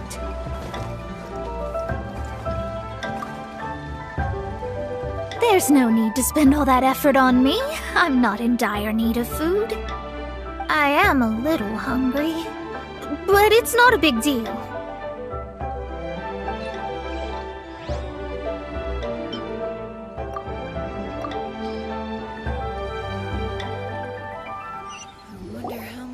This aroma is... I never thought it'd be so luxurious. Fine. Since my disciple has put in so much time and effort, I must, with great difficulty, accept. This golden crab is too delicious. I have never eaten anything this good in my life. I mean, I never knew that my disciple was this skilled. As your master, I am most comforted. I see that it's no boast to call them Liyue's delicacies. I suppose it wasn't too much to spend all this mora on. It's nothing. Nothing at all. Now that we've eaten and drank our fill, we should be off. If we travel north from here, we should reach the Stone Gate, and from there we will be within the boundaries of Mondstadt. What deep mystery shall we acquire knowledge of? I'm looking forward to it.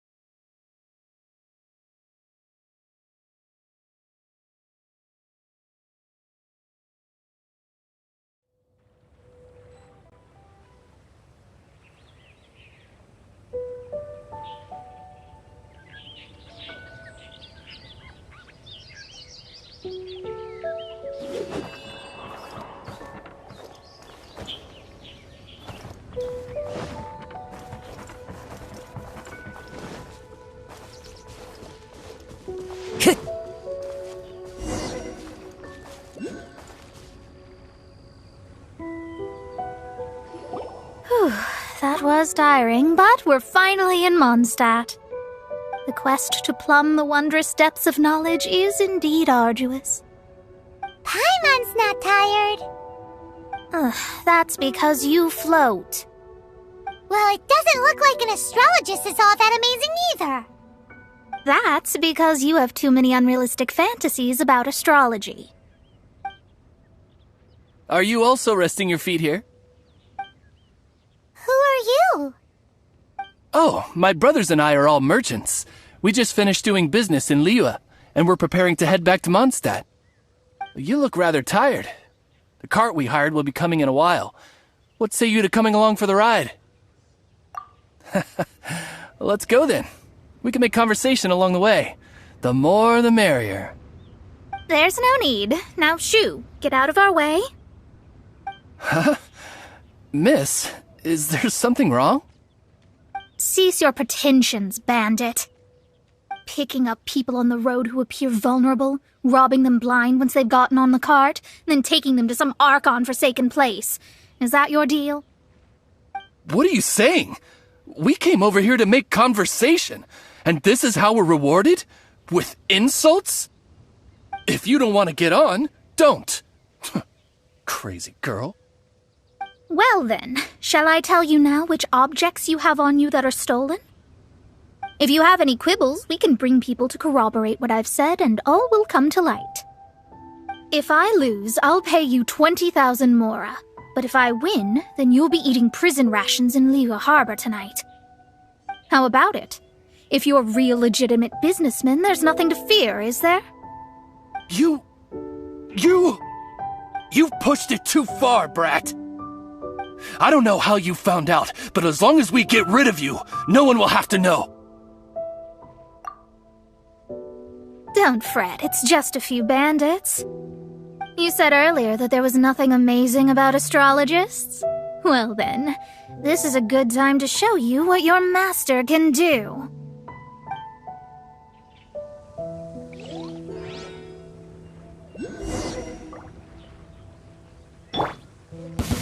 You're finished! Solidify!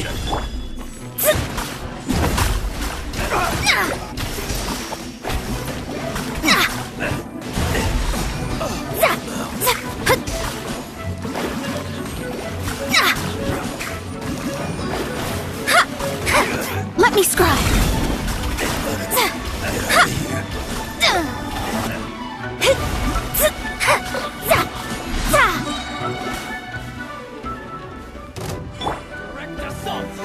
Solidify! Into the wind!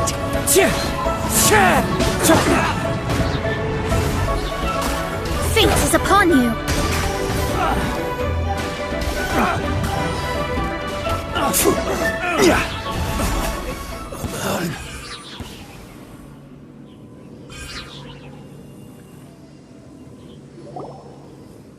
What did you think? Did that satisfy your expectations? Such things are elementary for an astrologist. Lies are worthless before astrology. Destiny and truth are written in the stars. Though it may take more time to garner the specifics, I can read the gist of a situation at a glance. But you did hit some bumps in the road. That's because Tevat's stars can only display the fates and truths of this world. Anything related to you becomes like a fog that even I cannot penetrate. That is why I must meet that successor. With our knowledge combined, I might be able to gain new insight into your fate. Whatever the case, you've got everything to gain from this trip. All right, I'm rested. Let's get this journey to Mondstadt over with. If only we had a cart. I thought you weren't tired.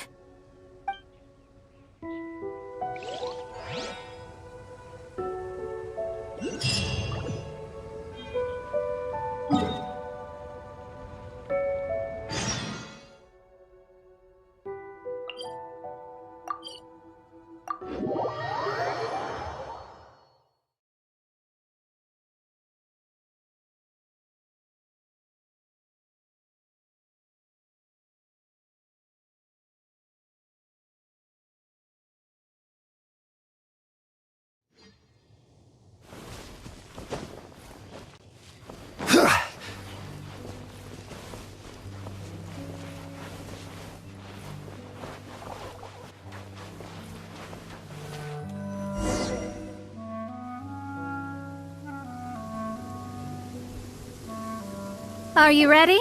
Don't shame your master now. We're about to meet that successor. I guess. Wait, no. It won't do if you have no idea at all, even if you are a fake disciple. We have a rule that forbids us from teaching outsiders, but I suppose I could teach you. My astrology is based on hydromancy, and as the name suggests, I use the reflections in water bodies to observe the true starry sky. Allow me to demonstrate. Watch closely now. From the present station and movement of the stars, I see. So that successor is a young, female Knight of Favonius. Doesn't that sound like Lisa? We will meet her here presently. Well, that's all the information we need.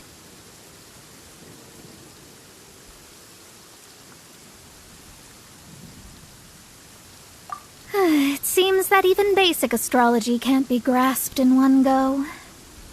Never mind, I'll explain in detail later. She's here. Wow, it's you, Mr. Honorary Knight. And Paimon, too. You're back. That's her. The successor to great knowledge. Successor? That's right. I am the astrologist who has plumbed the depths of the ocean of stars. Surely you have long calculated my arrival as well. An ocean of stars? What's that? Does it have fish in it? Fish? No, don't play dumb. Is this some kind of game? I should be the one saying that. I didn't get what you said at all. But my predictions can't be mistaken. Well, let's make sure. Your mother's name is Alice, isn't it? That's right. Oh, so you're Mommy's friend. But she's gone very far away.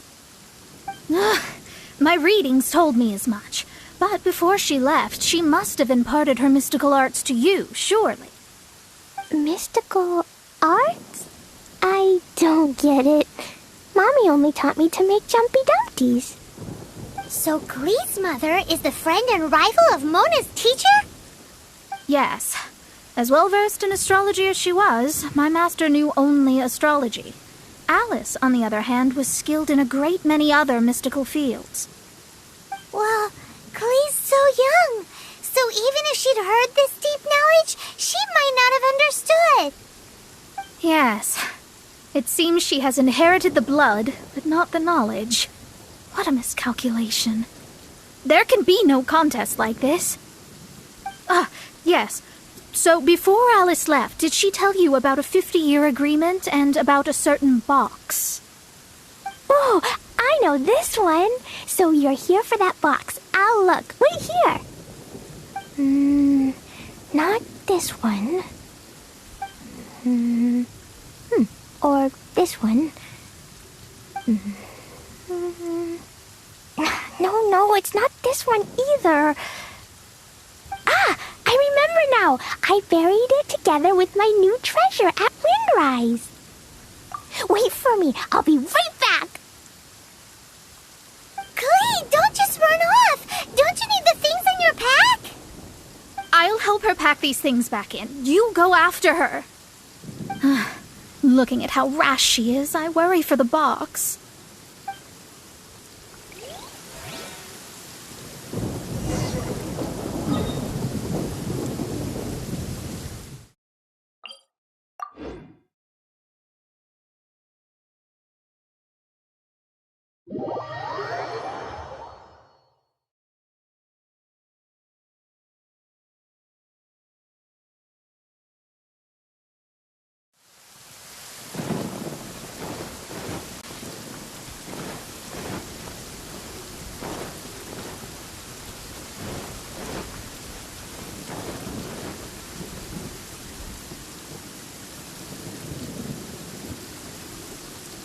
We're here! This is it! Let's dig it up! It can't be! I put us... Ah! Dendro slimes! We can talk later! Let's take them out first!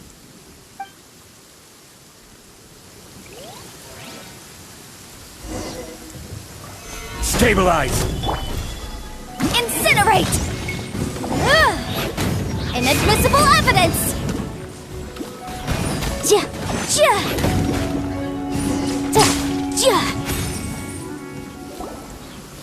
Found it! It's this box. Glad it wasn't damaged in the explosions. Retrieval complete! Let's bring it back.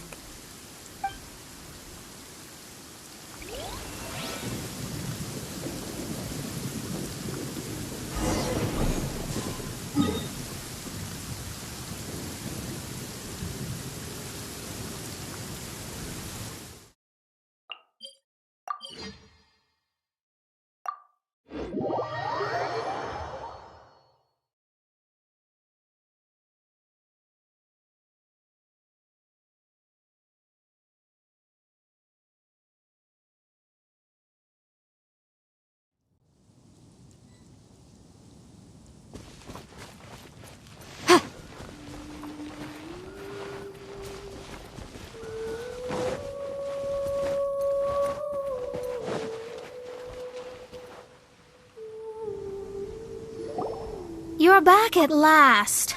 The wait was exceedingly dull. I had intended to read a book to pass the time, but this one was just some ridiculous diary. Nothing of note in it at all.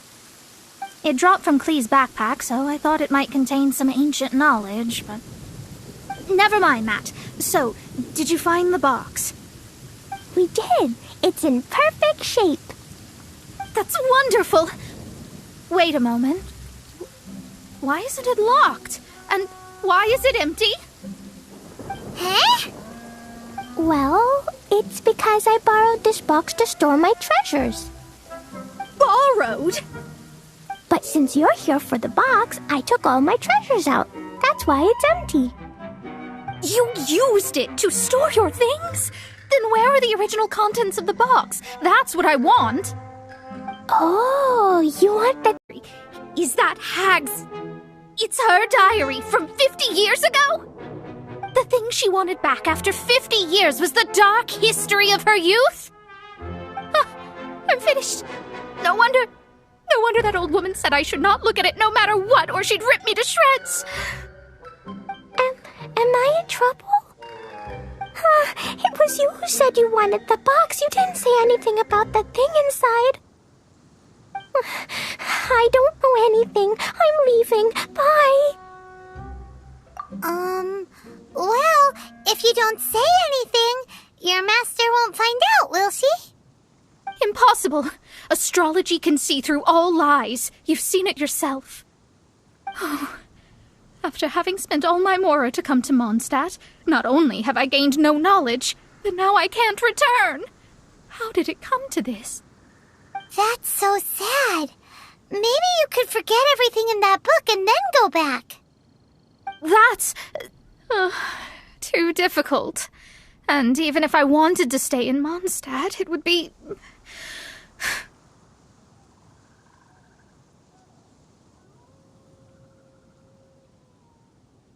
Yes. How can I maintain a proper astrologist's mentality if I stay with all these Philistines? Well, then you'll just have to go back and face your master. Stop talking about it. I guess I'll have to... I'll just have to stay in Mondstadt temporarily. Once that old crone's reached the end of her days, I'll be free.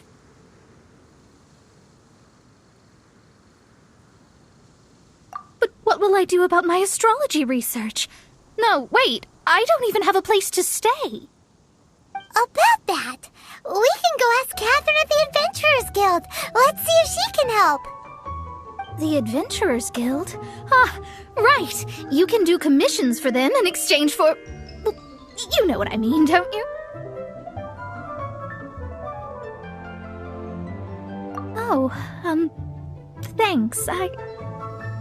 Never mind, it's nothing.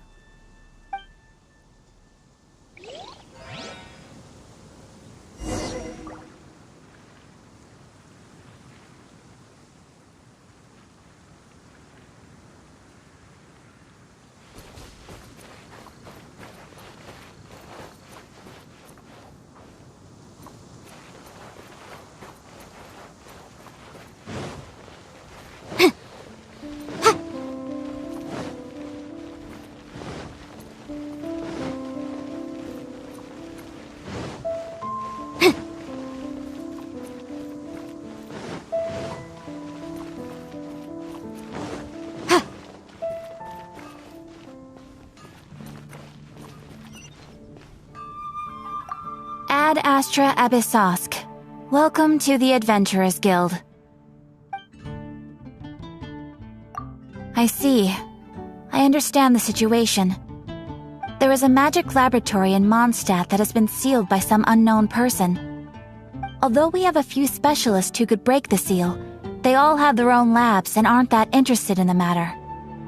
I believe that if the astrologist you mentioned can break the seal, the owner of that house wouldn't mind if she stayed there. All right. Then allow me to tell you where the house is.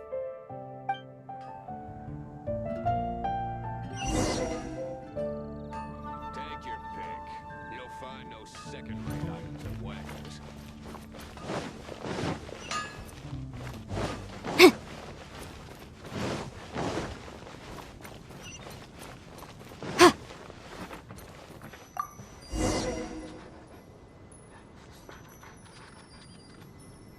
The person who placed this seal is by no means simple. Breaking this seal by force is nigh on impossible. Interesting. I suppose it's worth using my astrology on. Let me see. I see. So if you first, and then you...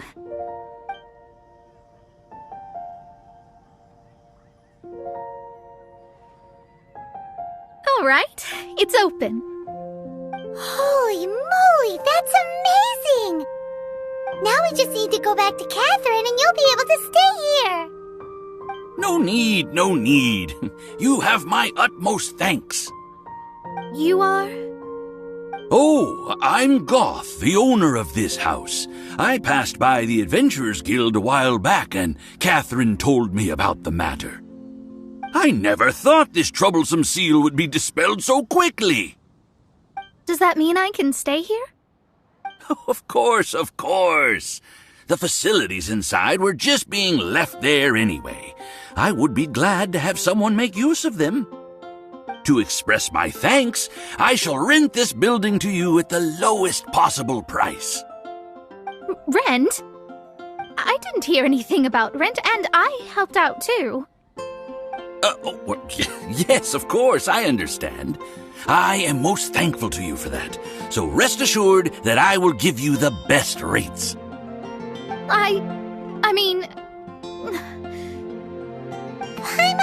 Mona's misunderstood something, but... I guess I don't have any other choice. I'll rent this place. Great! Then we are agreed. I will go prepare the documentation. Please wait here. Thanks for your help. Also, well, I'm very sorry, but I won't be able to do what I agreed to help you with just yet.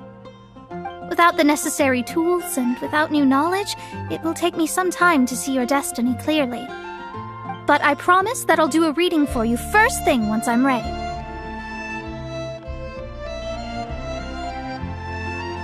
Thank you. Our traveling together was fate. And of the good kind, I'd say. I wish you both safe travels. As for me, I need to think of the future as well.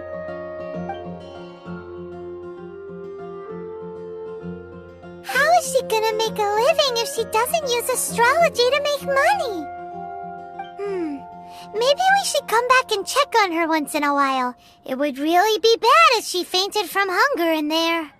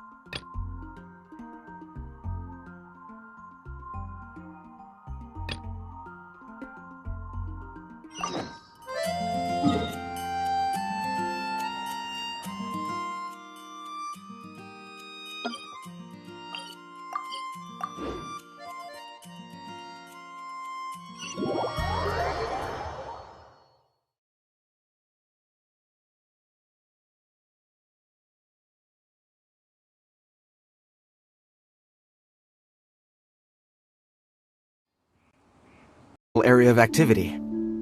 Sergeant sent someone to find out just where these ancient machines might have come from. It appears that they simply left their ruin and marched off all of a sudden, for no clear reason. So did somebody wake them up? As I say, the reason is still unclear. We have very little intelligence at present. Moreover, the ruin in question is of the especially spooky variety. Strange noises are often heard coming from within. As such, we are not permitted to investigate until the order comes through from headquarters.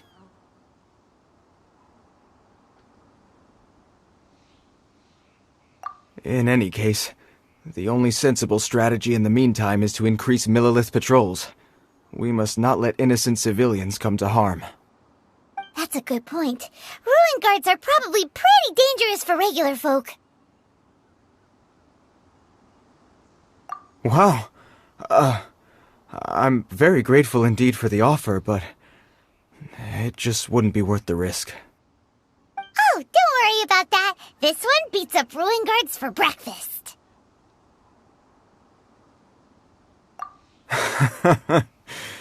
The self-confidence of young people is an extraordinary thing. Well, if you're genuinely offering... I did see some ruin guard footprints on the hillside, but since then I've been too busy warning passers-by to investigate myself. Footprints, eh?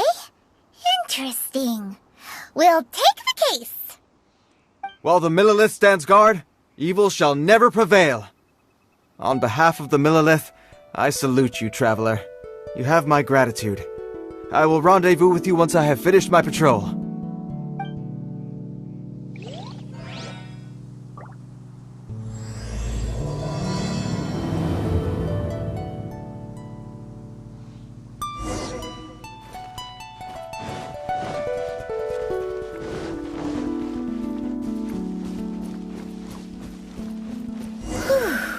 This footprint is huge!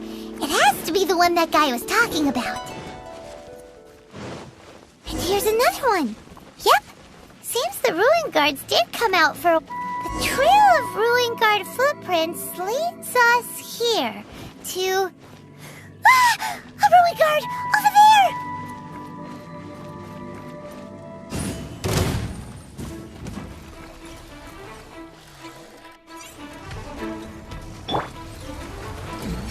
I will have order! Motion to compel! Ha!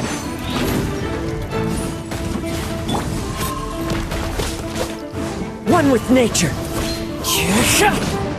Fallen leaves, adorn my night!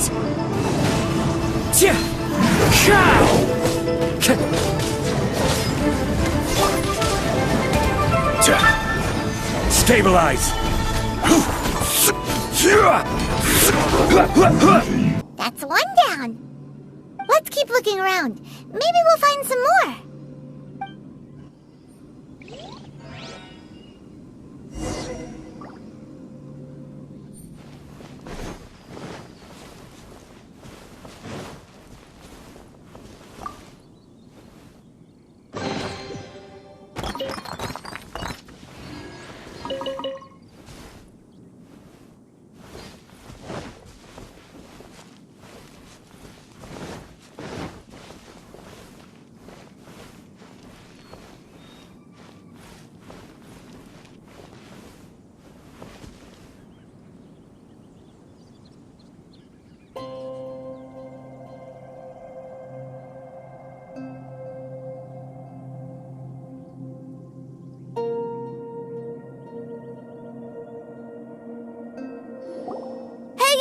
Check this out! Isn't it awesome? What is he wearing? I've never seen one this close before. Have you ever seen one?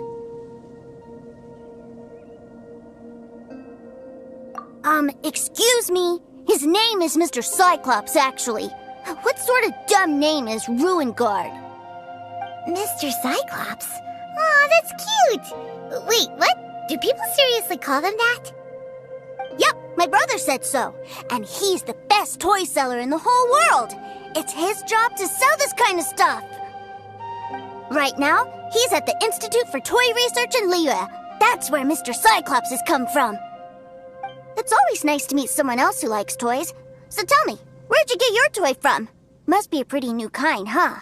I've never seen one that can fly and talk before. Yeah, Paimon is not a toy!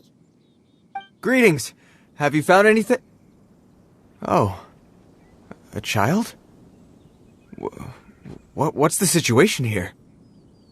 We just, found him. You shouldn't be out here, boy. There are killing machines in the area. It's extremely dangerous. Killing machines?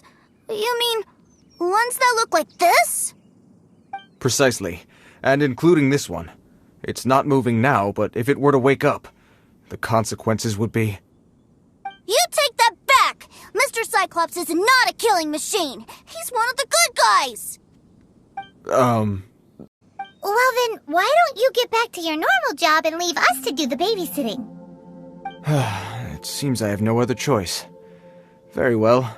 I will continue with my patrol. Please escort the child to somewhere safe. It's much too dangerous here. The mighty Mr. Cyclops scared off the bad guys once again! My name's Tusser. I came all the way from Snezhnaya to look for my brother in Liyue. But I'm all on my own, and I don't know where to find him. You came all the way from Snezhnaya? Oh, I think this is the part where I give you this. There you go. What is it? Looks heavy.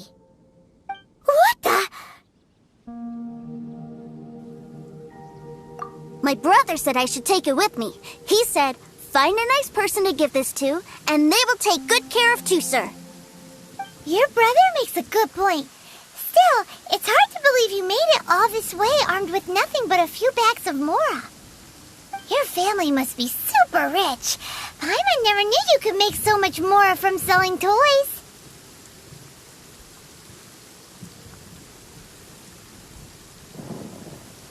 Yay! Thanks, nice guy. All right, now we gotta make a pinky promise. You make a pinky promise, you keep it all your life. You break a pinky promise, I throw you on the ice. The cold will kill the pinky that once betrayed your friend. The frost will freeze your tongue off so you never lie again. Wow, That one nursery rhyme kinda says all you need to know about Snezhnayan culture. Well, if we weren't your babysitters before, we sure as heck are now. But where should we look for your brother?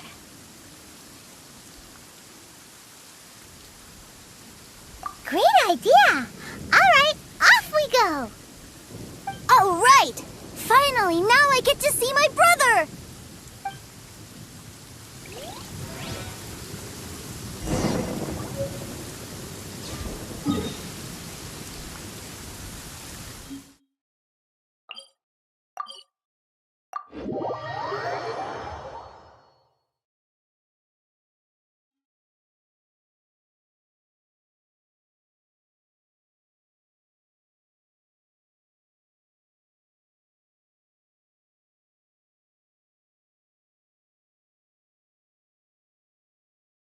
Violet grass is a plant that enjoys a moist environment and is best picked after it rains. If you should choose to pick any, be sure to store them appropriately.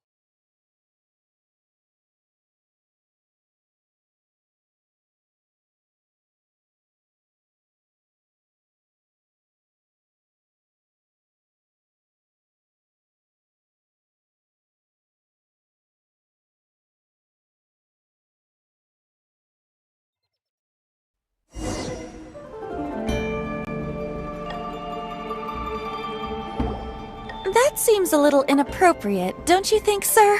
How can you... Relax. Once in a while can't hurt. It'll be fine. Huh? What is he doing here? Yay, my brother! I found you! I know that voice. Why, if it isn't my little brother Tooser! My goodness! What a nice surprise, Tooser. I thought I would have to wait till I return home before seeing you again. How are the others? Sister Tonia and Brother Anthon? Is everybody keeping well? They miss you a lot. Tonia prays for you every day at dinner. Wait a second. What are you doing here in Liyue, Tooser? How have I not heard anything about this? Well, what happened was, I saw a boat that looked like it was selling toys, so obviously I thought you were on board. And then, when I got off, I just kept walking and walking, and then I found a Mr. Cyclops! Mr. Cyclops scared off a bad guy, and then I found this nice guy to help me come look for you. Cool. Suddenly Paimon doesn't feel so bad about taking Tooser's money. Tooser, what you did was extremely dangerous. I'm so happy to see you, really I am, but please, promise me you won't do anything like this ever again. Okay, I promise. Please don't be mad at me. I'm not mad at you. I just care about your safety, that's all. If you hadn't met these nice people, things could have been a lot more dangerous for you, Tooser. I hope you said a big thank you to them. Yep, I always remember my pleases and thank yous. Oh, so you did notice we were here. You were just ignoring us. Gotcha. Forgive me, it's always family first where I'm from. Don't take it personally. I know we've had our differences up to now, but a few minor quibbles aside, we get on quite well, don't you think?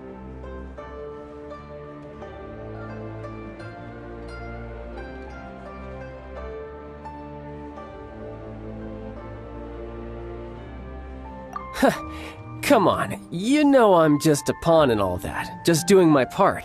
As for who wins, who loses, and how each side deals with the consequences, I prefer to leave all that up to the ones playing the game. I'm much more interested in who wins and who loses when it comes to our little sparring matches. Sounds like you're ready to get your butt kicked again. Ha! You're forgetting something about me. I, Tartaglia, spend every second getting stronger. don't expect to have it quite so easy next time. Whoa. You aren't gonna fight now, are you? Maybe not right now. Not while my kid brother is watching. Why do you want to fight the nice guy? Are you guys enemies? No, not at all. Allow me to formally express my sincerest gratitude for taking care of my darling brother. His safety matters very much to me. So anyway, Paimon has a question. Tooser said something about you being a toy seller. What's that all about? Aren't you supposed to be one of the Fatui's harbinger? Yes, about that.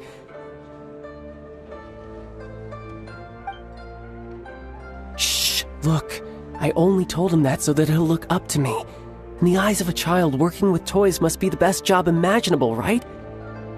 I don't want my family to have anything to do with the Fatui's, or should I say Snezhnaya's, darker side. The older ones already know that I serve the Tsaritsa, but Tooser is still so young, and in his eyes...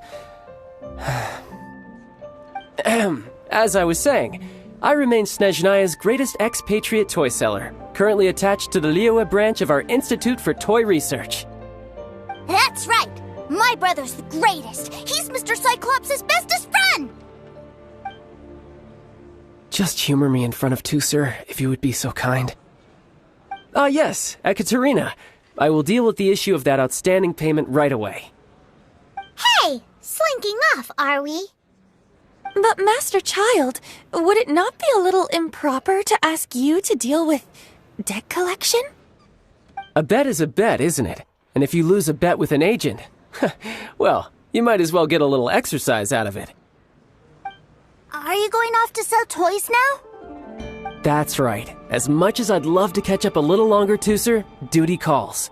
I'm sure Mr. Nice Guy here will be happy to keep you company while I'm out, though. So we still need to keep babysitting for you?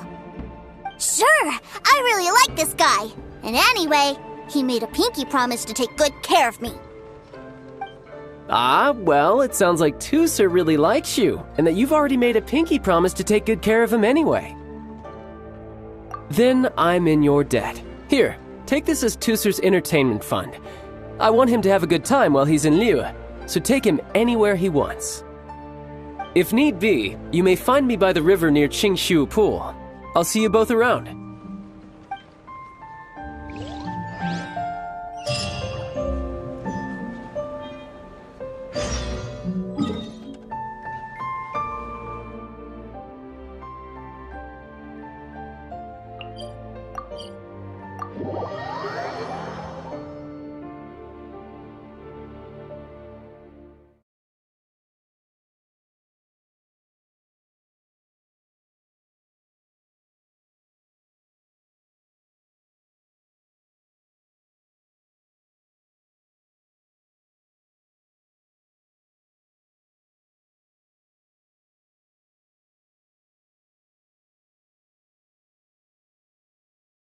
Looks like we'll be hanging out with Child's kid brother for a while.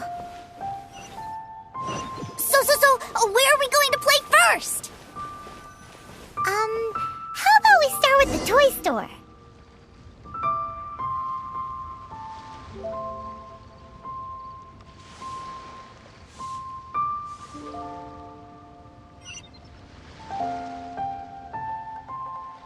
Huh? What are those super colorful winged things? They're called kites. The kids in Liyue love them. Hello there, dear. You look like you've come a very long way. Let Granny guess. From what you're wearing, I would say... Snezhnaya. That's right. How do you play with these kite things, Granny? When the wind picks up, you let out the string, and whoosh! The kite will fly into the air, up, and away. Wow, that's amazing! Do you have any Mr. Cyclops ones? Mr. Cyclops? I'm sorry, I want to fly Mr. Cyclops high into the sky so all the kids can get to know him. Well, I can do custom builds, but I'll need some amount of reference material. Will this picture do? I drew it myself. I bring it with me everywhere. I'll manage. Still, I must warn you that custom builds can really be quite expensive. We should be fine. Child was pretty generous with that entertainment fund. But then again, throwing money around willy-nilly is, kinda irresponsible. Well, so, yes, technically speaking, these funds are earmarked for Tooser's entertainment. But if there's any left over when we're done... Either way, it's time to talk prices.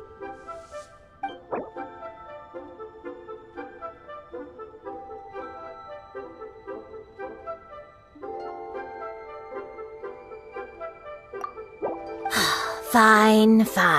I've neither the time nor energy to bargain with you at my age. I suppose this price will do. Thanks, Granny. Worry not. Just leave it to me.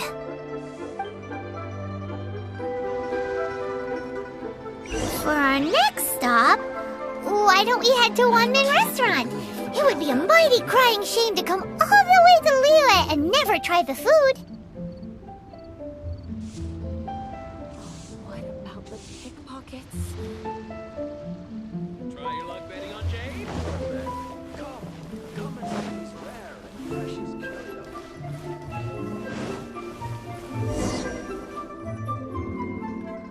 Cheap and tasty chop suey! Hello, welcome. Table for 3?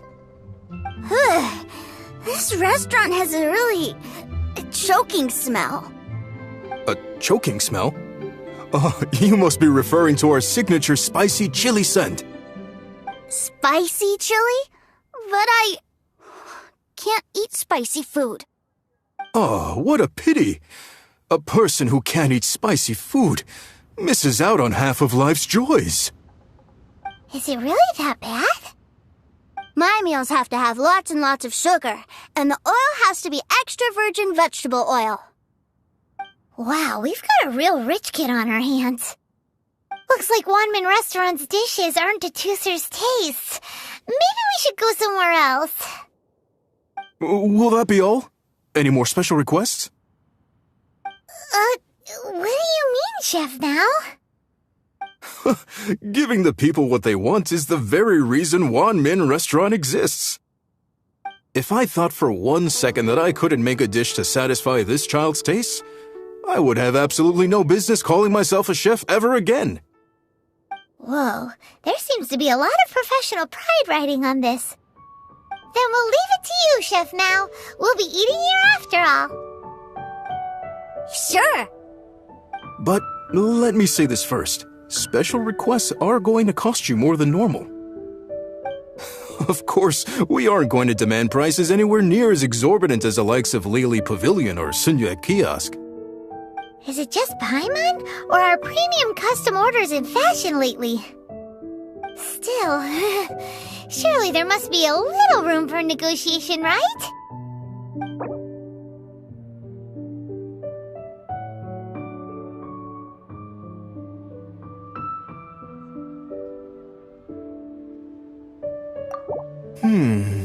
That seems a bit on the low side. You do realize these dishes will be prepared specially to your requirements, don't you?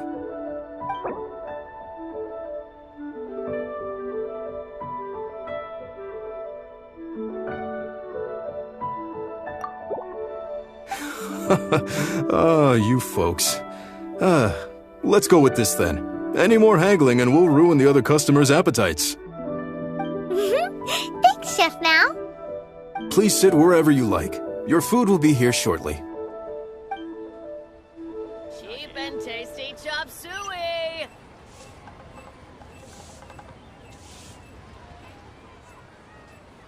Ugh. It was a little too sweet. Paimon feels a little sick. I thought it was just right. Almost exactly like how my sister Tonya makes it. But this doesn't feel right somehow. Didn't we bring Tusser here to try Liyue's specialties? Whatever. So where do you want to go next, Tusser? I was so caught up looking for my brother when I first got here that I didn't get a good look around. Good idea! The hustle and bustle at the wharf is a specialty of Liyue Harbor, too.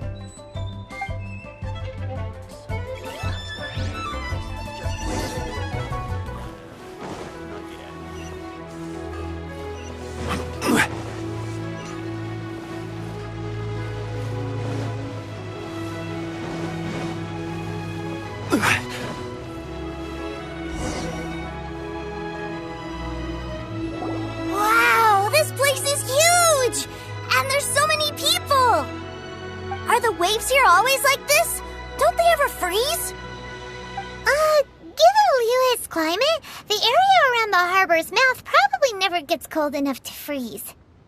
Paimon is kind of the traveler's exclusive personal tour guide, but since this is a special occasion, Paimon can make an exception to help Tusser get to know the place. This place is Liyue's commercial hub, and it's been the biggest port in the 7 nations ever since it was decided that Liyue would take on the world through trade. Other than merchant vessels, many fishing boats and industrial transports dock here to replenish their fishery supplies and daily necessities, which, thanks to the immense throughput capacity of the wharf,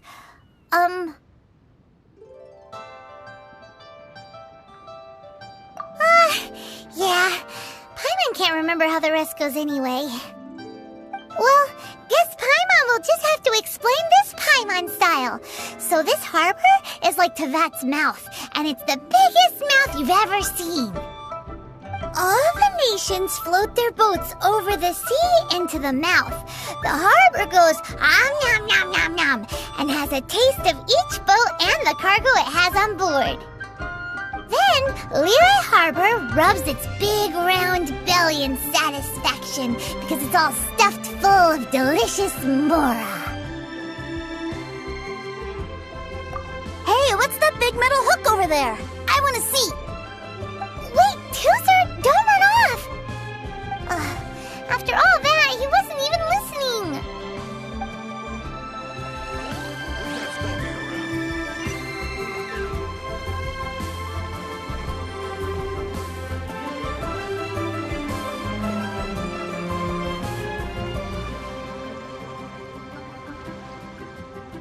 That metal hook is huge, and it gets bigger the closer we get.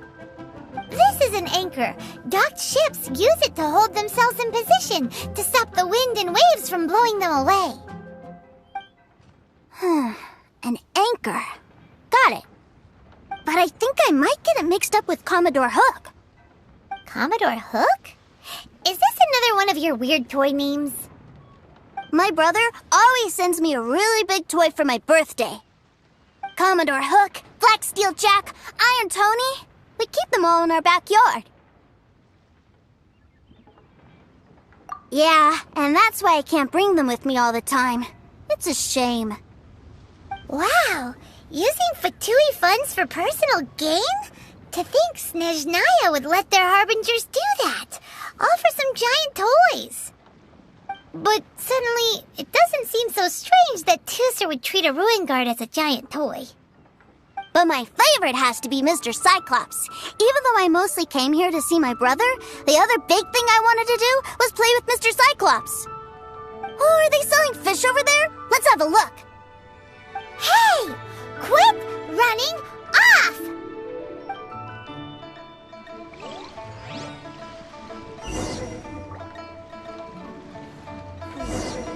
Tell me, I'll find the right girl.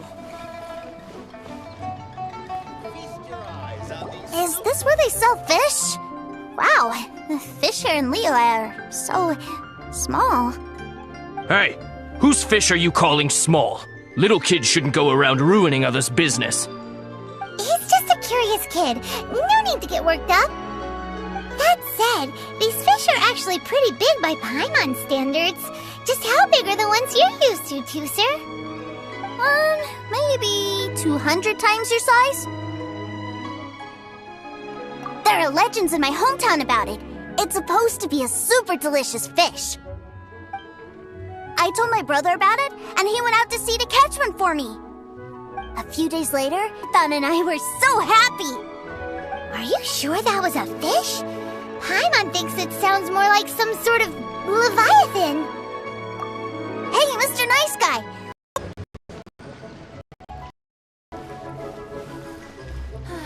Love life. Again. What's wrong, Tooser? Are you tired? You don't seem so happy. I miss my brother. What? But we were just with him. Yeah, but for such a short time that it doesn't count. Take me to see my brother. I don't want to play anymore. Yep. You can have all the patience in the world, but it won't help you at a time like this. Well, we've played with Tooser long enough, haven't we? Paimon thinks we've tried our best here. Child said that he'd be by the river near Qingshu Pool. Why don't we look for him there? Yay! Let's go! Let's go!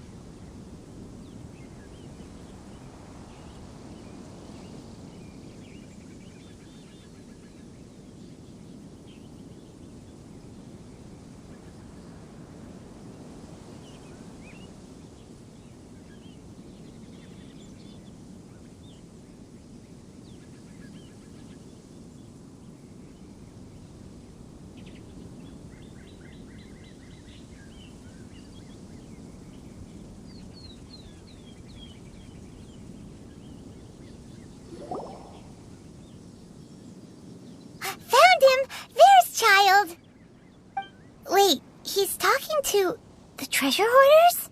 I suppose I should forgive you, country bumpkins, for your ignorance. For I am... Brother! You're selling them toys, aren't you, brother? That's so cool. I've always wanted to watch you work. Well, why, yes, of course. For I am, the greatest toy salesman in Snezhnaya. So cool. Huh? You playing games, pretty boy? So, will you buy or not? The toys that Snezhnaya produced 3 months ago will run you, yes, 600,000 mora, to be paid in full. Toys? And how much money? Wow. Is that what it's gonna cost to fix that head of yours? Look at that! Spreading joy and laughter to everyone! That's what toy selling's all about! I'll say it again. Toys from Snezhnaya, 3 months prior, 600,000 mora paid in full. Yeah, no. Sorry, salesboy. The same joke isn't funny twice. Or were you always cruising for a bruising? Alright then, I'll make things a little easier for you. I'll join the treasure hoarders. Perhaps you'll be more willing to pay when we're brothers in arms? Would you listen to yourself? You think we just let any old person into the treasure hoarders? I'm not so sure you could hack it. Well then, why don't you put me to the test, dear seniors? I like to think of myself as quite talented in the field of treasure hunting. Looks like you're not gonna pack it up until someone packs you in. Alright then, show us what you got. Truth be told, we've set up a shop here because there's a fine little loot cave nearby.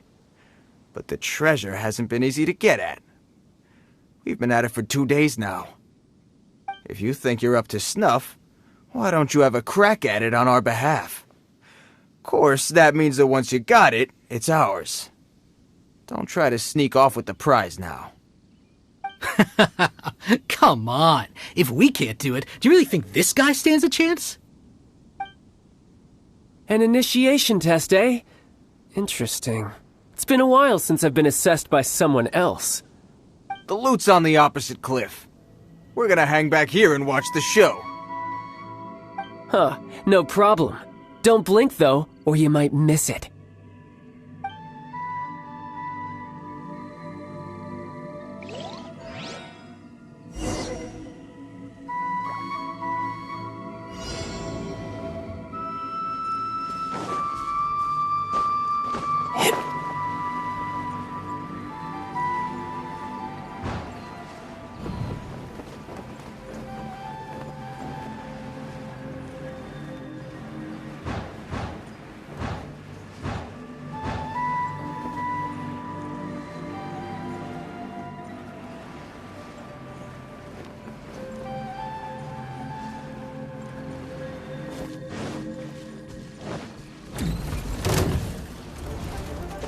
I could get used to this.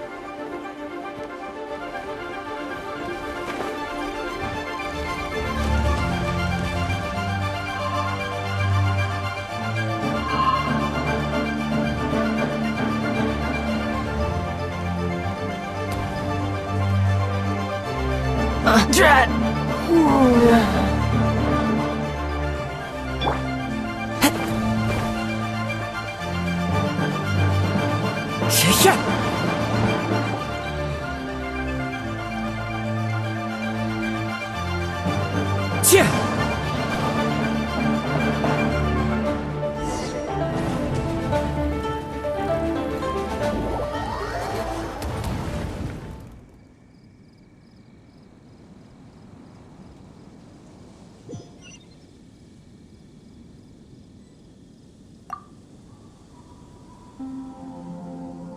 The loot's on the opposite cliff.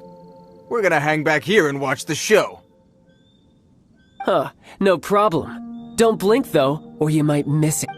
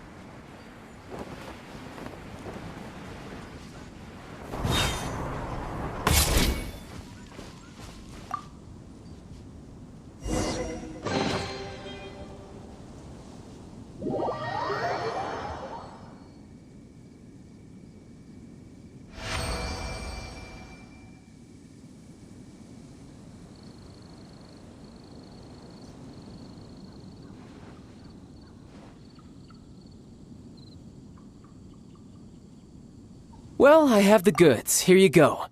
So how'd I do? Pretty well, I'd say. Brother, what do we do?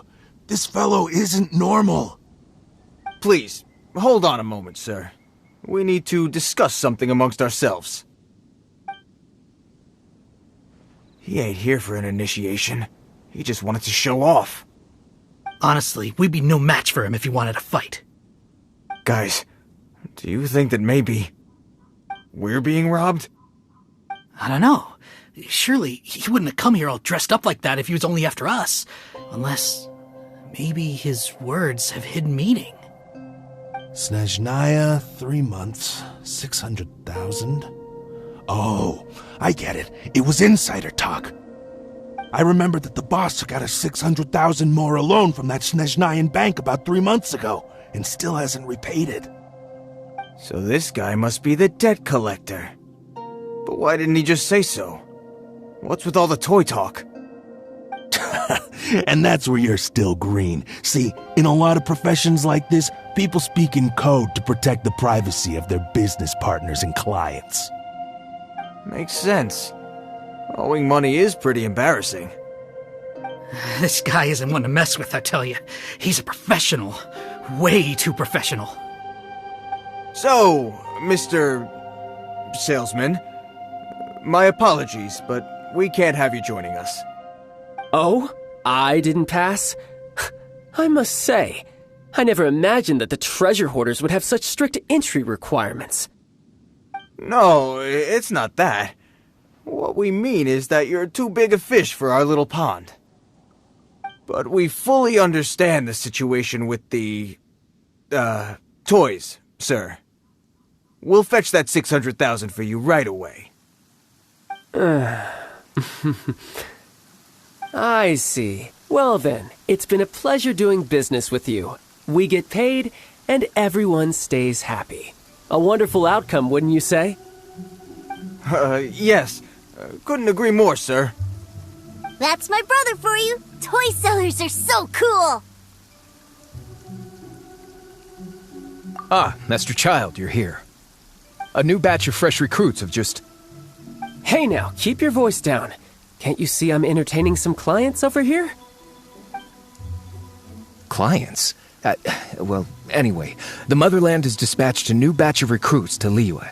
They've just arrived, and I'm afraid we must trouble you to speak to them. Do I have to? Now is hardly the best time. I must apologize for troubling you, Master Child, but they are already waiting for you south of Lingju Pass. Every new batch of recruits must be baptized by the Tsaritsa's will, through the words of her harbingers. This has always been our rule. At present, Master Child, you are the only harbinger in Liyue. Please, everyone is standing in formation and waiting for you to bestow this honor upon them. Well, all right then, I'll go. Just give me a moment to catch up with my brother, and I'll be right with you. Do you have to keep working? Yes, Tusser. We have a group of new toy sellers fresh in from the Motherland, and I need to go teach them the ropes. Wow, that's great! When I grow up, I want to be a toy seller too. Can I go listen? I'm afraid you're still too young, Tusser. I'm not sure if you'd understand much of it, and most of it's rather boring anyhow.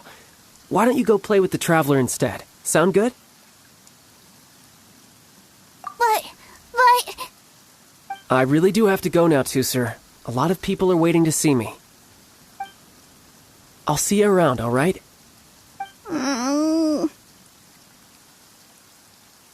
Child really dotes on his brother, but now he's gotta ditch him again. Must be a really tough job. Yeah, you're right. He hasn't done himself any favors with the whole toy seller cover story.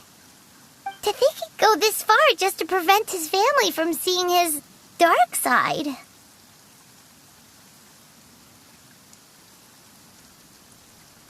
Maybe, but he has good intentions, doesn't he? Wait, where's Tusser? We were too busy chatting. Where'd he go?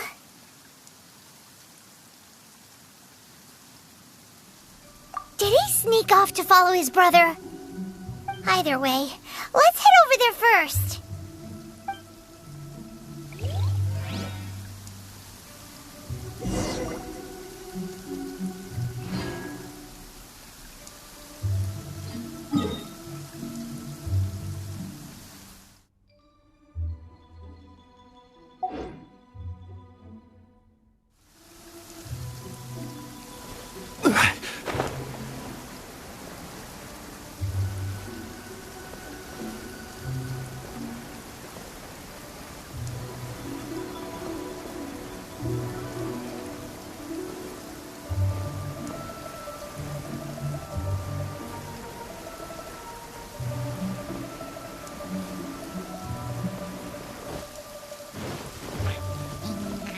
Yeah, right. Yeah.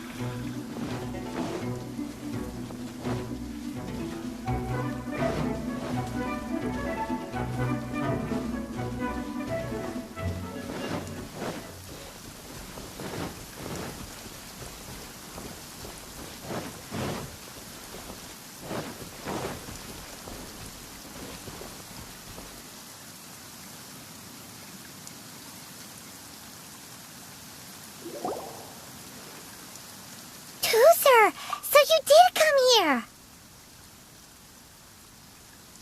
Shh, quiet. My brother's giving his speech.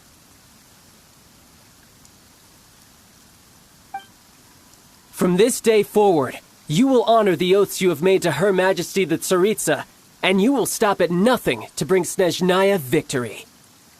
You shall sweep through this land like the icy winds of the furthest north, as strong as the hoarfrost of Zepelyarny Palace. You will chill the very marrow in our enemies' bones. Her Majesty expects of you loyalty, ruthlessness, and meticulousness. For the trials that we face are harsh, and our enemies are like...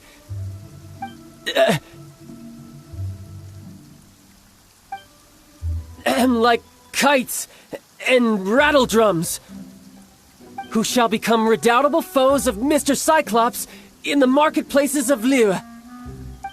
Uh-huh. Kites are really fun, too. This is, of course, an analogy. As they say, the marketplace, too, is a battlefield. Uh-huh.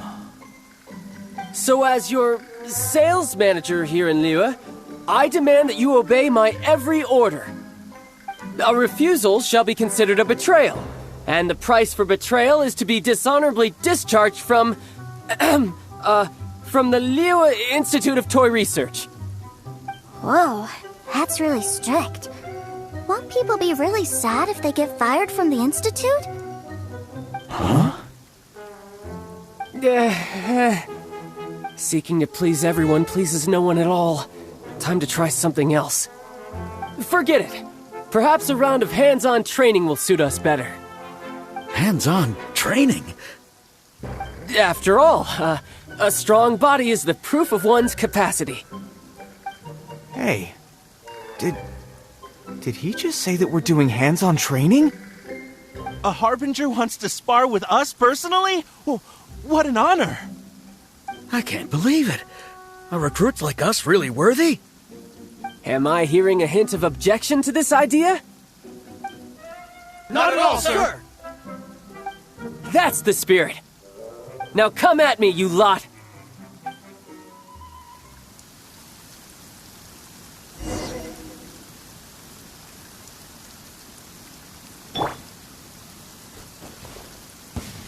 You'll get frostbite. Gather! Flash frost.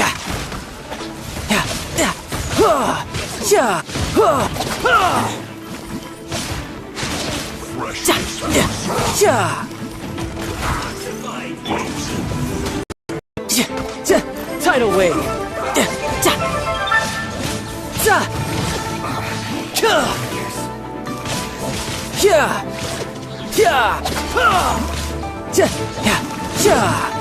Well then, do you all understand what I said earlier? Yes, sir! Excellent. And you all almost managed to get me limbered up. In other words, you've done well for new recruits. Thank you, Lord Harbinger! All right, hush now. Now then, I wish you all glorious victory for Snezhnaya, for Her Majesty the Tsaritsa, and for yourselves. Dismissed!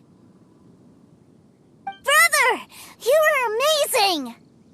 Oh, Tusser, what in the world are you doing here? There I was thinking that the Traveler had taken you to play at Wang Shuin. Yikes, that's some terrible acting. I told you, didn't I? I never pass on an opportunity to improve my strength. I'm not the man I was when we first met. By that, I assume you mean that I didn't use the Foul Legacy transformation, yes? It puts a great strain on my body, so it's best saved for crucial moments. I still haven't fully recovered from the injuries I suffered when I used it at the Golden House. Anyway, I'm no Signora. I don't use lethal force against recruits. Come on now. The Foul Legacy transformation? Does it make you stronger than Mr. Cyclops? You could say that. I want to learn to fight too. I want to be cool like you. Now, Tusser. When I return to Snezhnaya, I will start teaching you fighting techniques. Then you'll have to protect Tonya for me. How does that sound? Leave it to me. You know, Tusser's a good kid when he's not being so stubborn.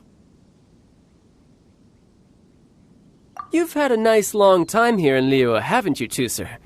Isn't it about time that you took the boat back home? But, you've been so busy, and we didn't get any time to play together yet. Tusser, you know I'm very busy at work. And hasn't it been fun traveling all over the place with a proper traveler? He's just worried he won't be able to keep up the toy seller act forever. Well, how about this? If you just do one little thing for me, I'll be a good boy and go...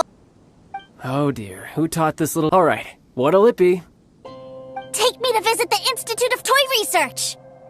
Do you think he means that ruin that...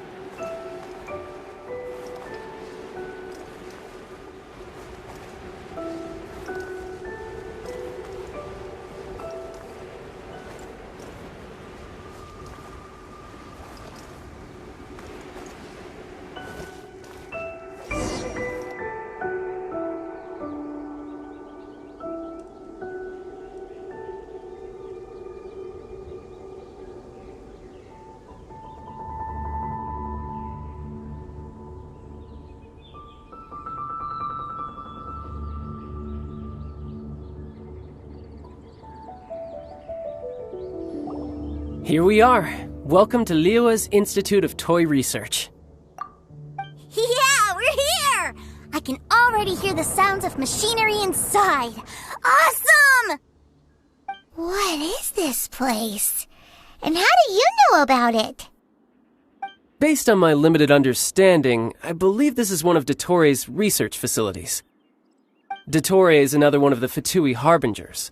He loves tinkering with old things. It's a personal passion of his. So, he converted these ruins into a Ruin Guard research lab. Huh? So the ruin guards are built by the Fatui? No, they have much closer connections to the Abyss, so, strictly speaking, they're as much our enemies as anyone else's. We just do research, nothing more. As to why the Ruin Guards have been moving outside of this area recently, I can only imagine that he's gotten bored of playing around with them, and has lost interest in this place. Wow, yet another Harbinger with a bad attitude. But at least this explains why you were totally okay with bringing Tusser here. Seems you did your homework ahead of time. Well, I wouldn't go quite that far. I actually have no idea what this place is like on the inside. Wait, so are you or are you not worried about your brother's safety? Of course I am. But no matter what the danger is, I will parry it. Isn't that what any older brother would do? Even Tusser understands that, now that he knows what he's fighting for. It's the very same reason that's been nestled in my own heart for so many years. What are you guys chatting about? Come on, let's go in! All right, follow me.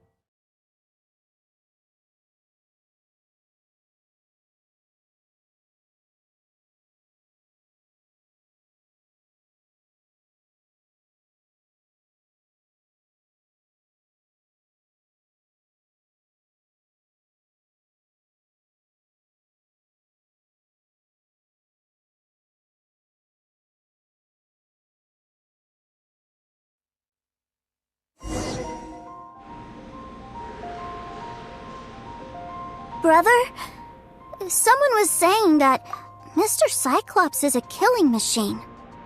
Were they now? What a silly thing for them to say. And you shouldn't go repeating it either, Tusser. You're far too young to be talking about such violent topics. Yeah, I knew that they were lying anyways. Mr. Cyclops is here to defeat the bad guys and protect the world. He's my favorite toy. Right. With Mr. Cyclops around, the bad guys won't ever get you. That's right. Okay, I'm going to go play with Mr. Cyclops now. Hey, Tusser, wait up! The door's shut. Will Tusser be alright? There's another path over there. Let's move.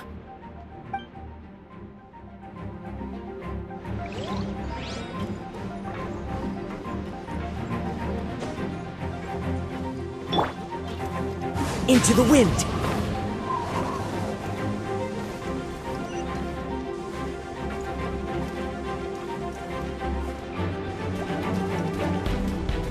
The wind knows me.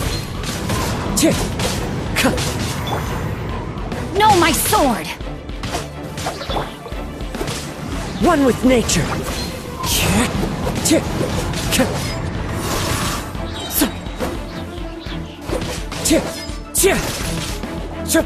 Into the wind.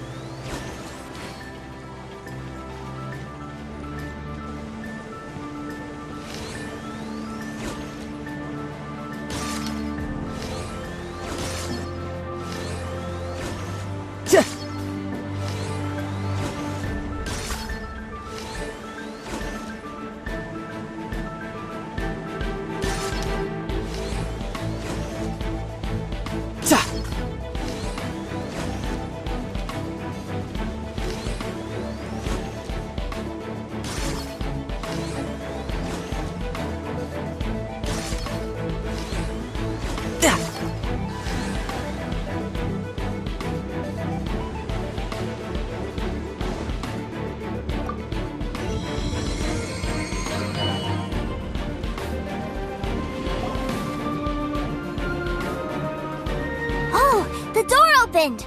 Was that you? That's right. But give me a moment over here, Tooser. I need to make sure that everything's safe. Maybe I shouldn't have spoiled him quite so much.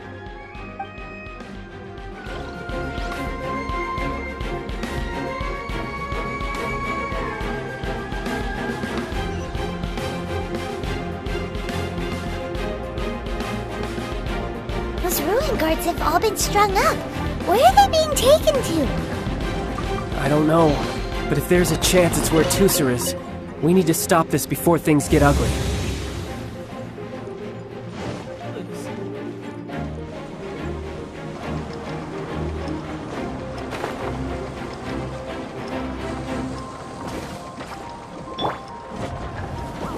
Gather! Clouds hide. The birds call! Incinerate! Ha! Ja! Ja! Ja!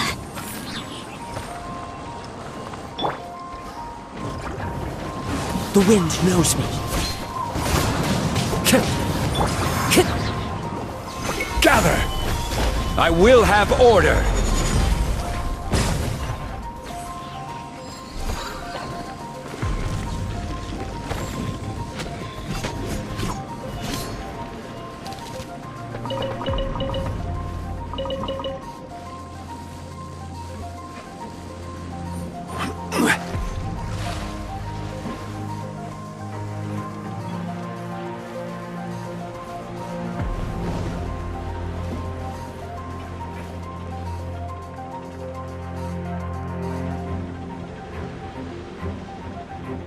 Tooser, see that big stone cube in front of you?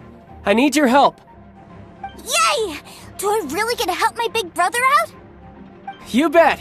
Now I'll count down from 3, and then we touch it together. Ready? 3, 2, 1.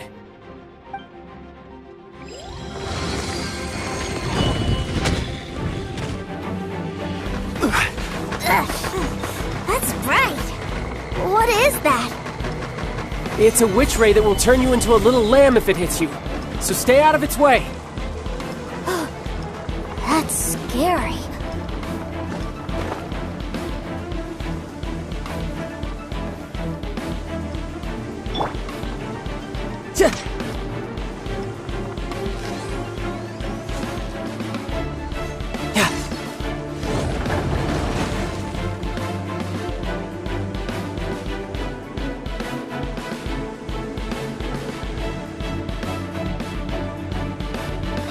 Back together at last. You're not hurt, are you, Tooser? Hurt? No way. This is really fun. Fun for you, maybe. We were all scared to death. What's over there? Wow, this room is huge! Is this where Mr. Cyclops takes his friends when they come to visit? It is. Impressive, isn't it? Now, how about a little game of hide and seek? Huh? Now? But... I have a surprise for you, you know. A surprise? Oh, what sort of surprise? Don't worry, you'll have the chance to look for it later. But before that, you have to close your eyes, turn around, and count down from 60. Okay, 60 is a really long time, though.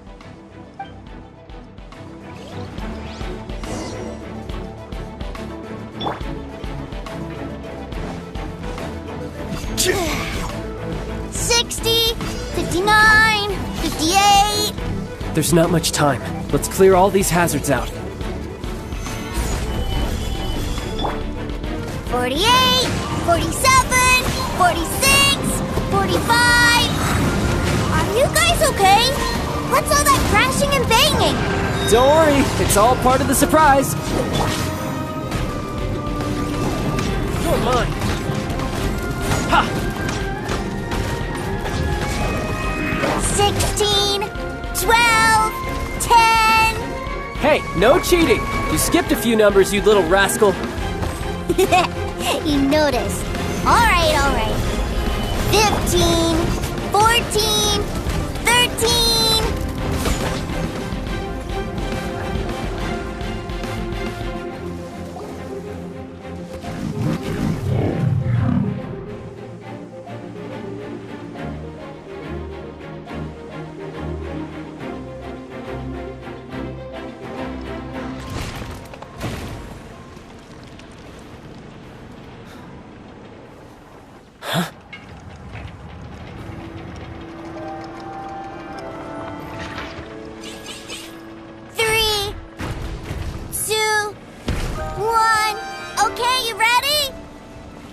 Give me another 10 seconds, Tusser. Still hiding. Huh. Now who's the cheater?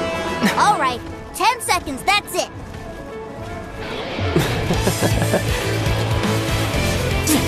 10, 9, 8, 7, 6, 5, 4, 3, 2, 1. Coming, ready or not?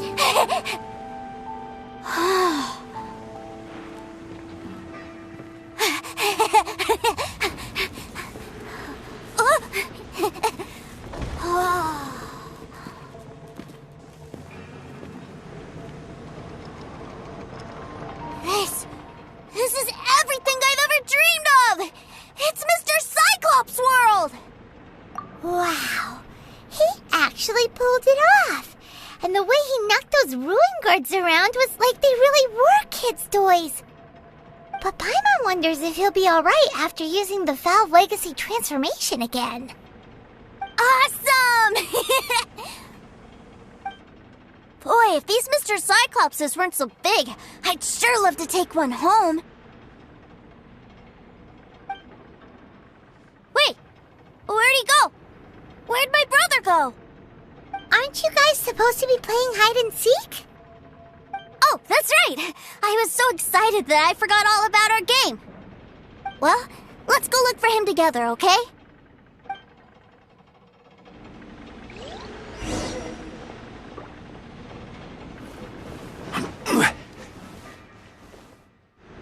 It's a good thing that you two found me first.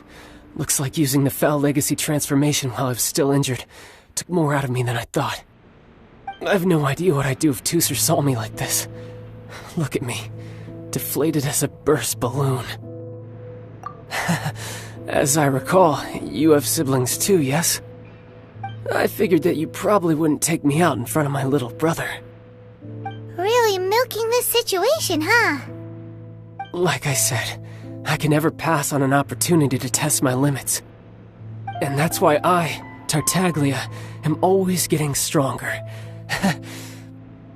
Anyway, childhood dreams are all too easily shattered.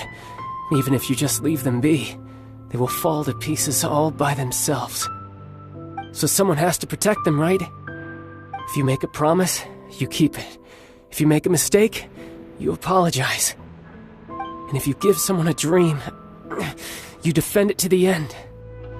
That is what family is all about, isn't it?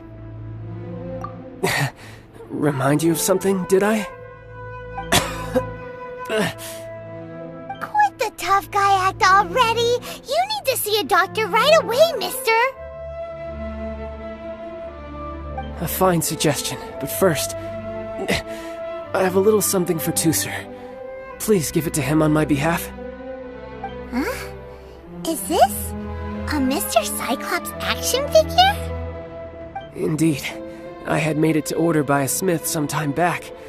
I had intended to give it to him on my return to Snezhnaya, but it seems that it would make a better souvenir at this point. Wow. Now that Paimon thinks about it, Child's family are really lucky to have him, aren't they? I'll also need you to explain my abrupt departure to Tusser. You'll help me out, won't you? The cold will kill the pinky that once betrayed your friend. The frost will freeze your tongue off so you never lie again. That nursery rhyme brings back so many delightful memories. Tusser taught you that one, did he? All right, thank you.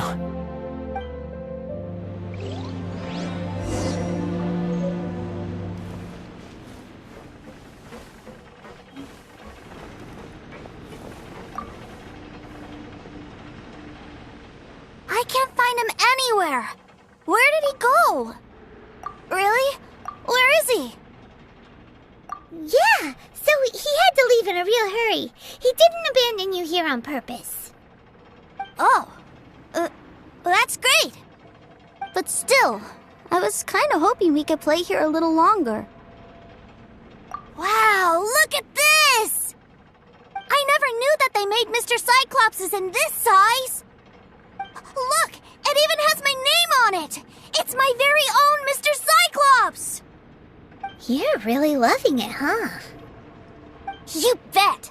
My brother is the best big brother ever. You had a tour of Liyue, you met your brother, visited the Institute of Toy Research, and got yourself a souvenir. Now that's what we tour guides call the perfect trip. Do you think you're ready to head back to Snezhnaya now? Don't worry. I know I can't get my way all the time. That'd just be annoying for everyone else. So, let's go.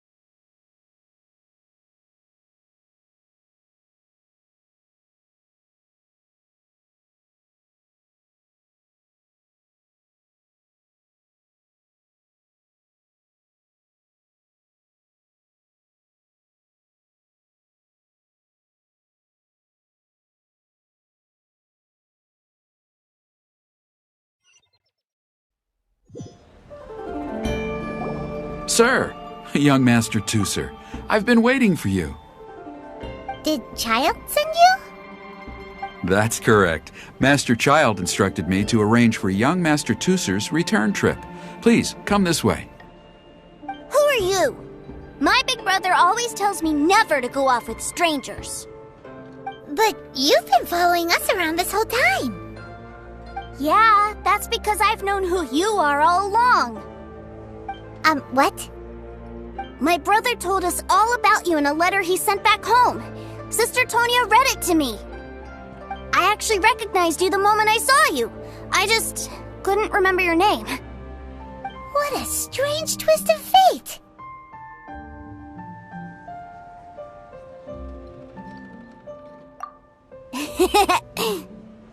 Young Master Tooser, the boat to Snezhnaya will dock soon. We'd best prepare for boarding.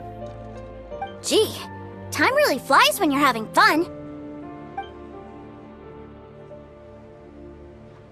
Well then, see you, Mr. Nice Guy. I'll wait for you back home. You definitely have to come visit Snezhnaya sometime. Pinky promise? You make a pinky promise, you keep it all your life. You break a pinky promise, Paimon throws you on the ice.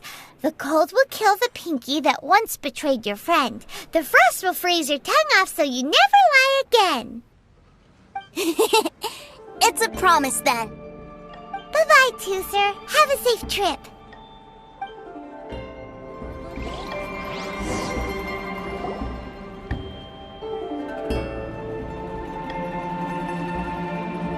Hey. Child? So you were here this whole time? What are you hiding for?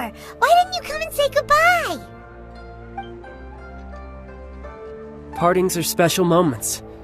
If he spent his final moments in Liyue seeing me all haggard and weak like this, that's not a memory I want him to leave with. Still, it is a shame that I couldn't see him off by myself. I should have been the one taking him back. I do have subordinates to escort him, but I still feel a little uneasy. Jeez, don't you think you've spoiled him enough already? I can't quite explain it, but somehow I felt much more at ease leaving him in your care. And to think that not long ago we... Ah, yes, I almost forgot. Remuneration for your services, which I really couldn't have done without this time. Aha! So you do have a heart after all. One other thing. Don't forget our promise now. Let's have a rematch when we get the chance. This time, with my honor as a harbinger on the line. You best go rest up first. Don't come crying to us when you lose all over again. Regardless of who wins or loses our next bout, I'd also like to invite you over to my home. I'll introduce you to my other siblings, Tonya and Anthon. They're great kids, and I'm very proud of them both. We'll take you up on that offer. Mostly because we already made a pinky promise to Tooser. I'm sure that he'll be very excited to see you too. Well, that settles it. I'm looking forward to it. Now, farewell, my friends, till we meet again, in Snezhnaya.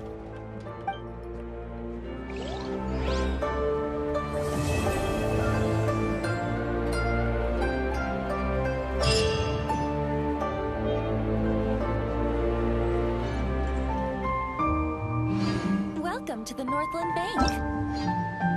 Welcome to the...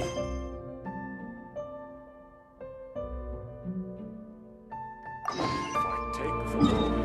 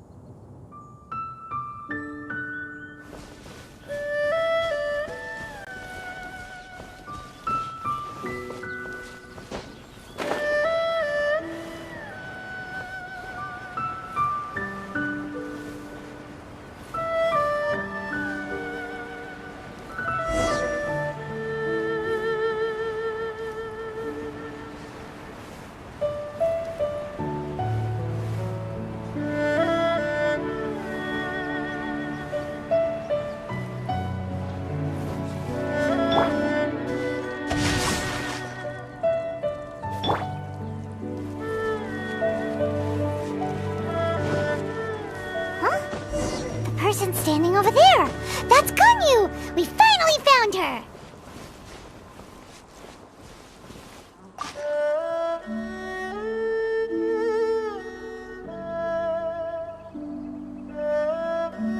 Ganyu! Here you are!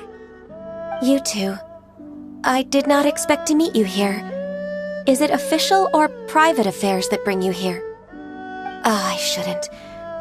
I have left the human world. Please contact the Hehe Pavilion regarding matters concerning the commercial port. Huh? You don't want to be the Qixing secretary anymore?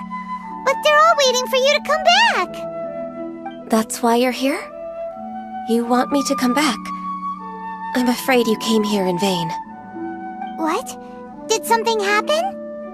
The clouds fold and unfold. The tide ebbs and flows. It was meant to be. When the Adepti entrusted humans with overseeing Liyue, I knew it was only a matter of time until I had to leave. My Adepti blood makes me unwelcome in Liyue Harbor. I delivered the letter and came back to Liyue Harbor, only to discover that I had been replaced by Baiwen, Baishao, and Baishu. Perhaps that mission of mine was just a pretext to remove me. Since the Qixing gave me a chance to leave with dignity, I decided to be tactful as well. I appreciate your kindness, but there's no need for your words of comfort. After 1,000 years away, I came back to Juyun Karst.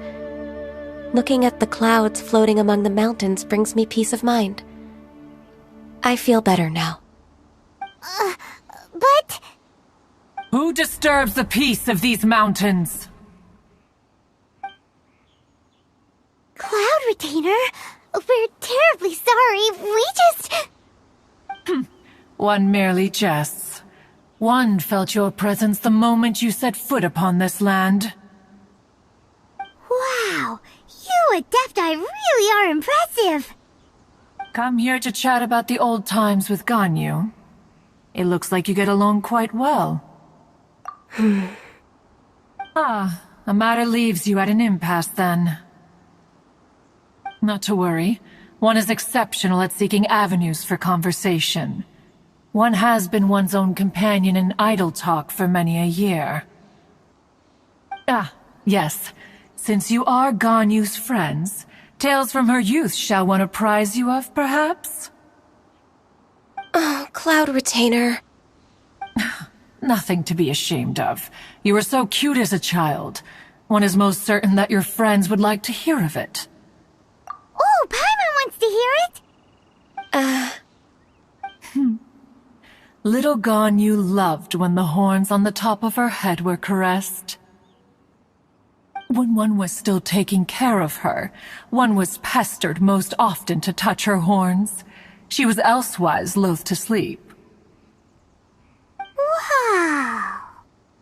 Plump she was back then. Why, when she stumbled while we ascended the mountain, she would roll down to the bottom like a little ball. The day Ganyu bumped into a pilgrim was the first time she saw a real human in the flesh. So fearful she was that she hid in a rock's cleft for 2 days and nights. One found her wailing of a monster she had seen. Cloud Retainer?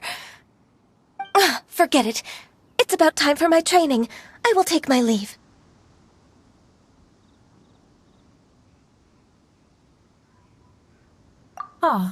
One's intention was merely to relieve the awkward tension. And you did the exact opposite. Impressive. Be that so? But returning to Ganyu, most gladdened one is of your arrival. One cannot help but feel that remaining in Juyun Karst shall not be good for her. One will tell you more about her, if you should permit it. Most benevolent among all Adepti are the Chilin. They drink only spring water and eat only whole grain. But perhaps the mountainous dwellings of Adepti in Joyun Karst might be too lonely for her human side. Under moonlight did one see her last. She stood by the precipice's edge, and upon the mist-veiled mountains she gazed. Her thin figure was immersed in the vast sea of clouds. One noticed her loneliness, and sought to convince her to go back to the human world. But just then, she said thus. Liyue Harbor feels even lonelier than Joyun Karst. When I look at the sea of clouds in Joyun Karst, I merely feel the loneliness of a solitary cloud gazer. When I step into the sea of people in Liyue, I feel the loneliness of an inhuman that doesn't belong in the human world.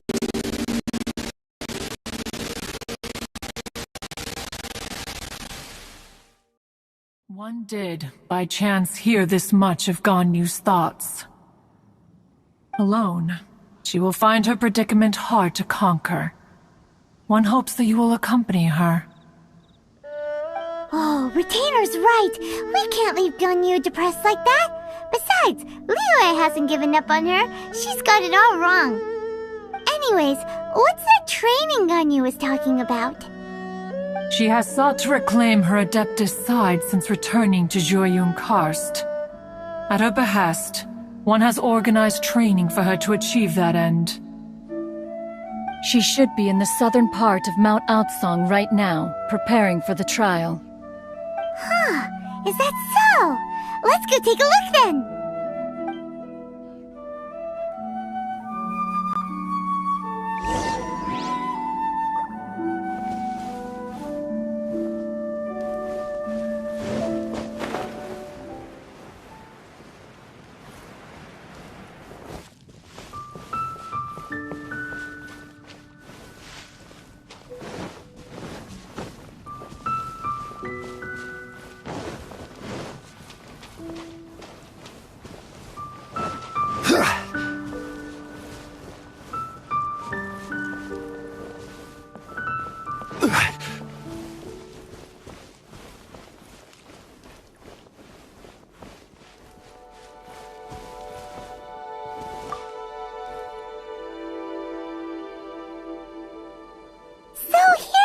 Ganyu? Why did you come here?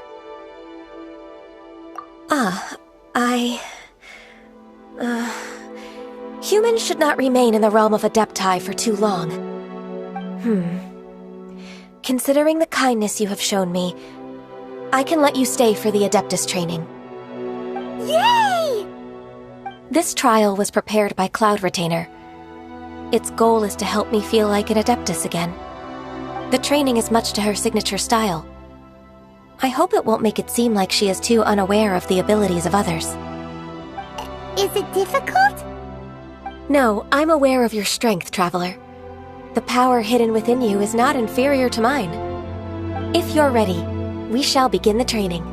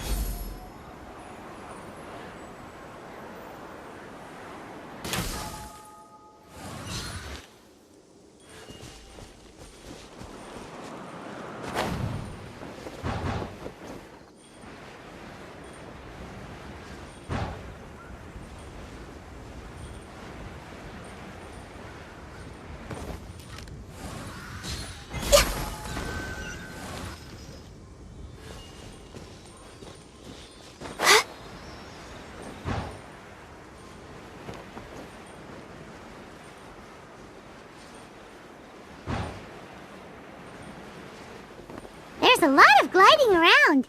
It does feel like something Cloud Retainer would come up with.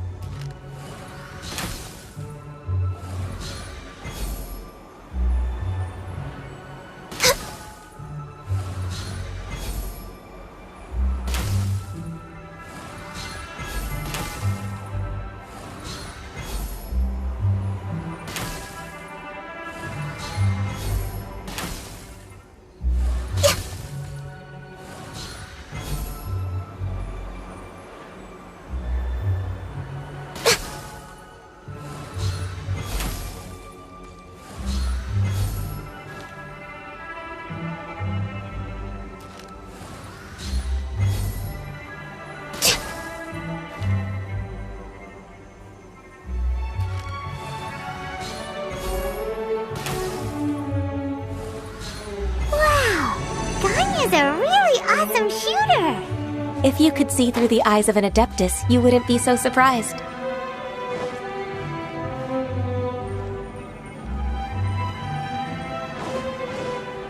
Healthy body, healthy mind.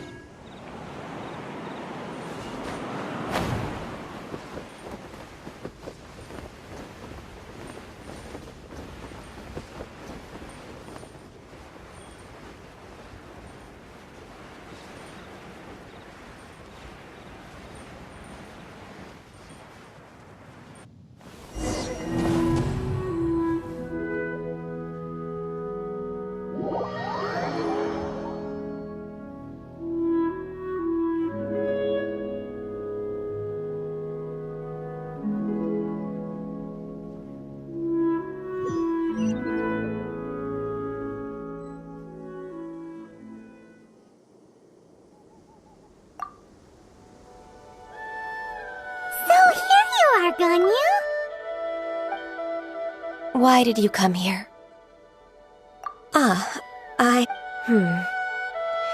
Yay! This trial was prepared. The training is much to her Is it? No, I'm aware of your strength. If you're ready.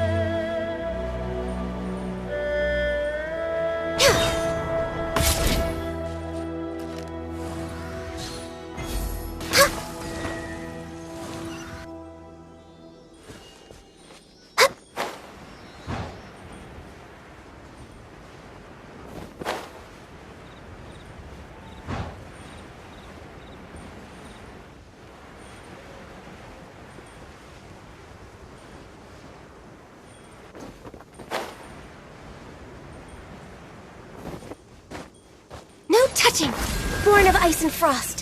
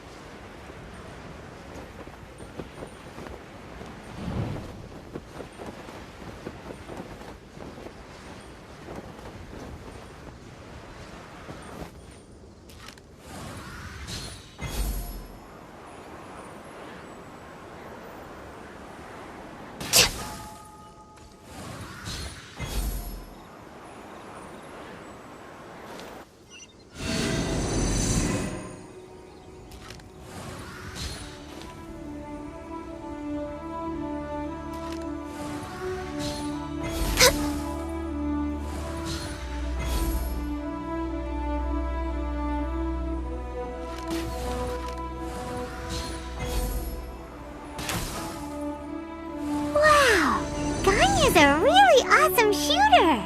If you could see through the eyes of an Adeptus, you wouldn't be so surprised.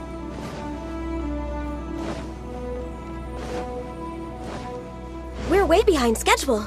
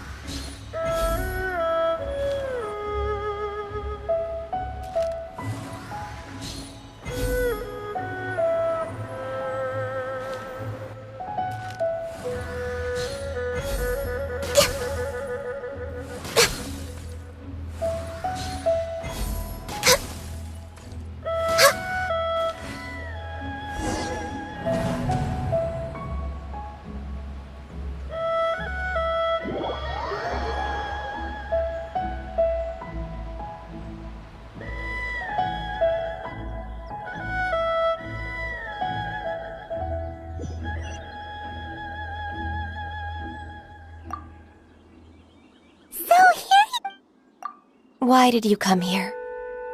Yeah! This trial was prepared. The training is much to... No, I'm aware of your strength. If you're ready...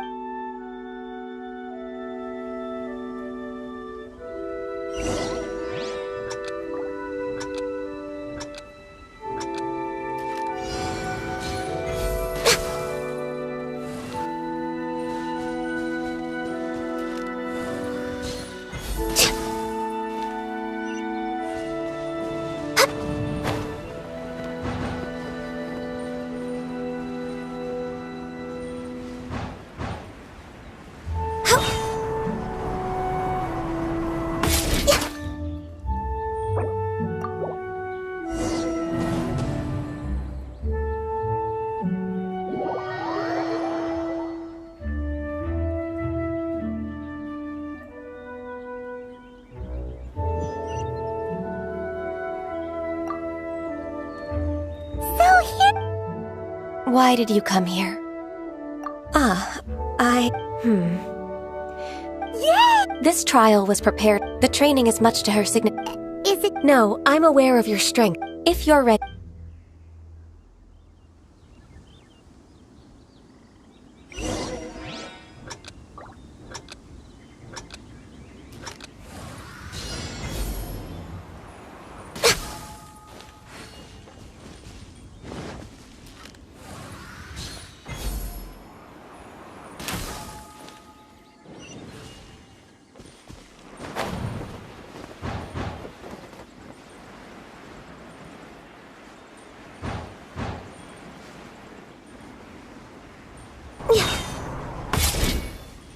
denied.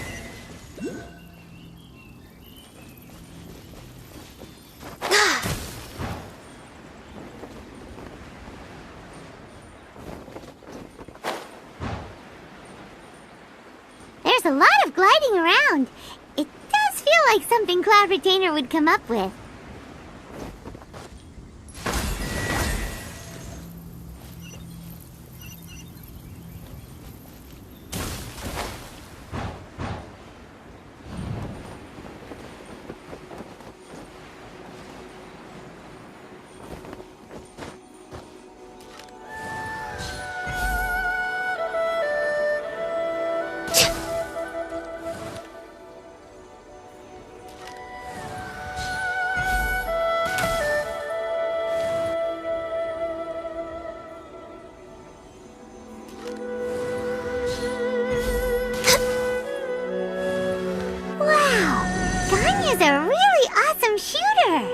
If you could see through the eyes of an Adeptus, you wouldn't be so surprised.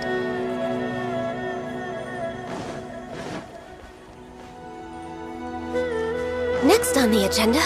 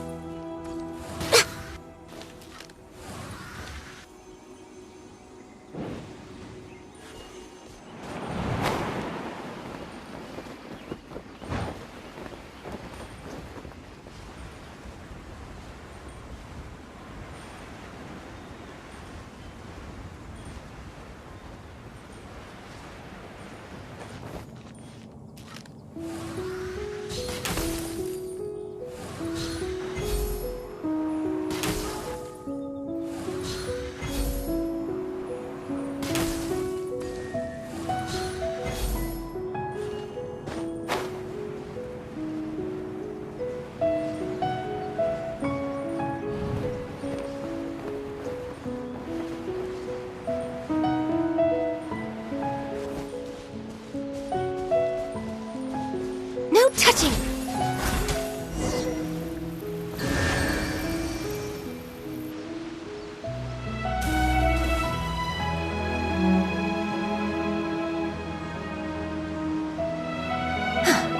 We've completed the task. What do you think? Hardships are a fact of life, both for the Adepti and humans alike.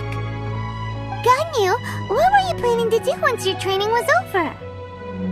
The training's not over yet. The part prepared by Cloud Retainer is only the first trial. Huh? So there are more trials prepared by other Adepti?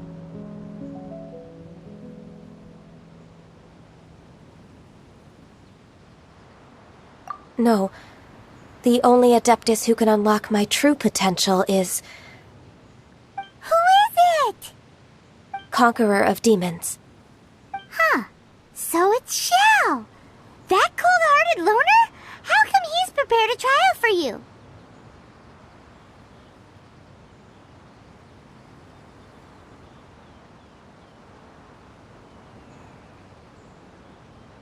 I found him unapproachable at first, too. But I believe that being able to face him is an important part of my homecoming. He's already waiting for me. Come along if you're interested. Of course we are! Let's go!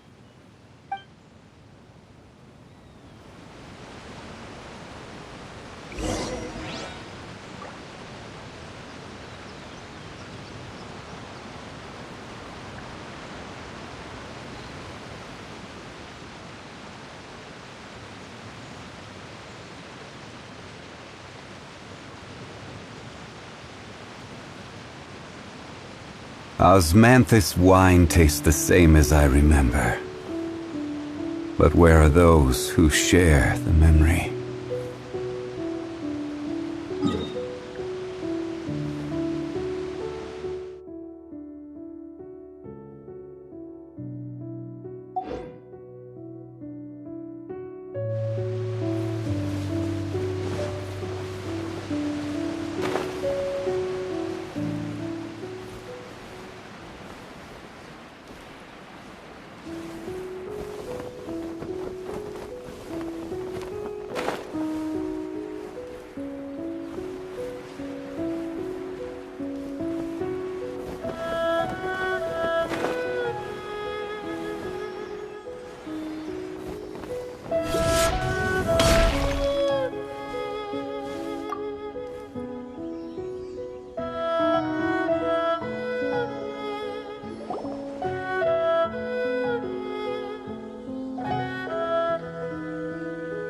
You're half an hour late.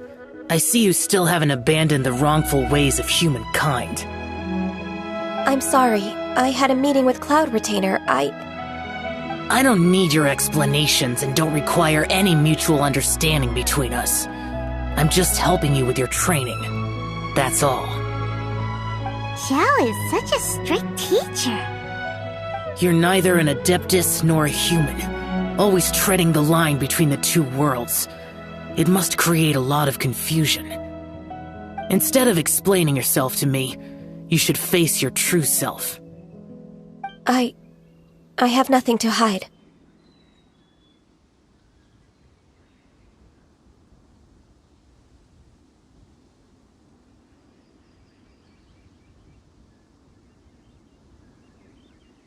The body and the mind are one. If something worries your mind, your body can help you find a solution. The trial I've prepared for you will explore the true potential of your body. Yes. I'm ready.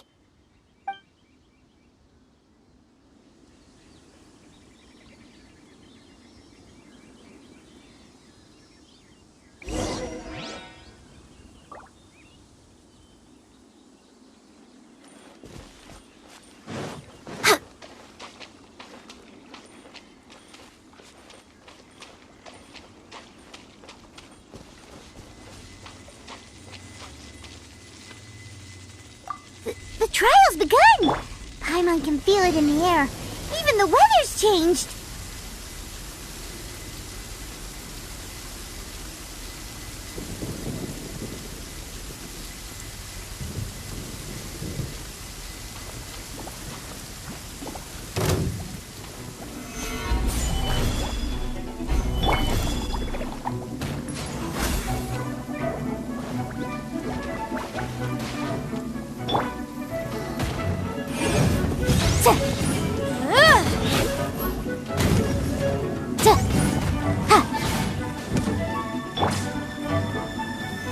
Gather!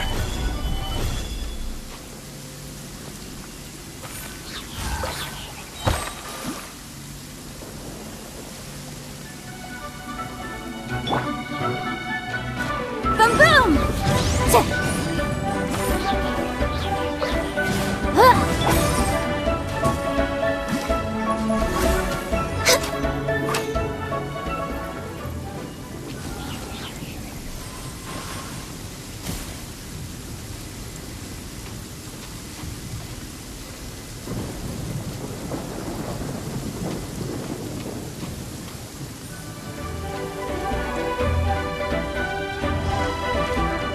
Born of ice and frost. Order guide you. Solidify.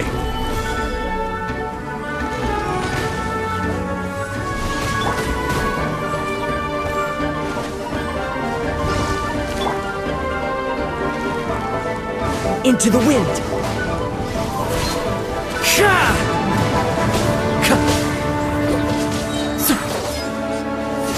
Clouds high. The birds call.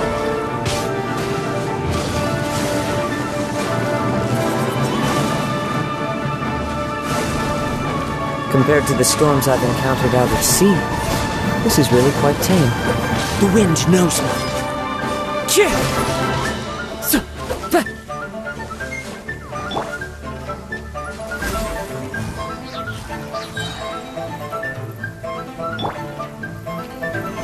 Gather!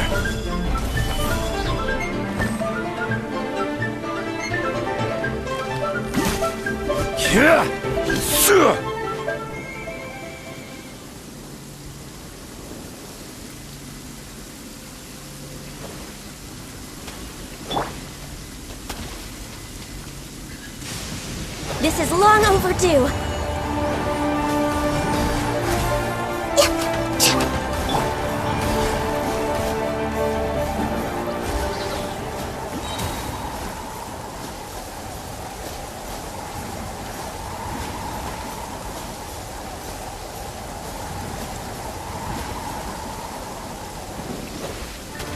Gather!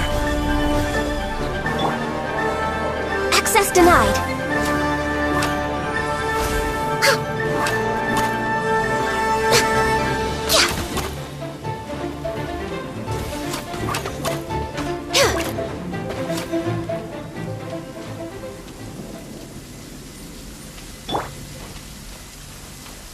This is order.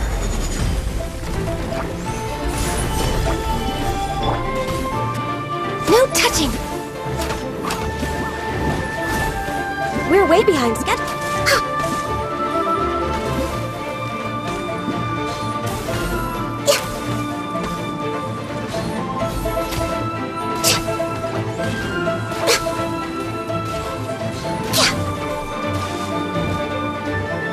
Access denied. For Rex Lapis! Solidify!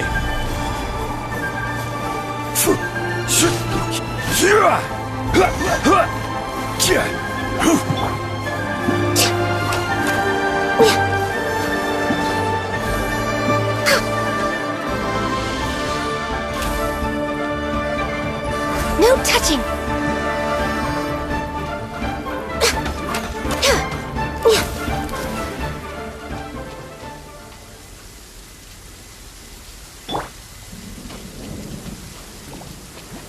Stabilize!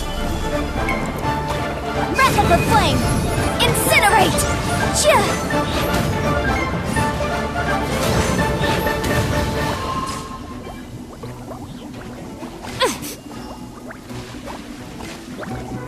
Fallen leaves, adorn my night!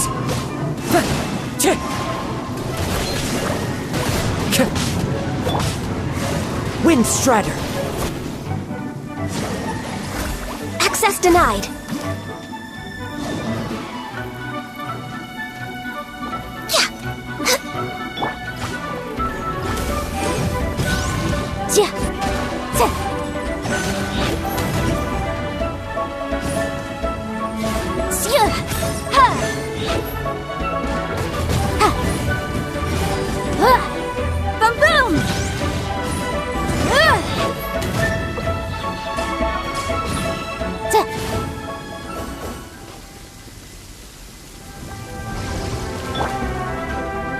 I will have order!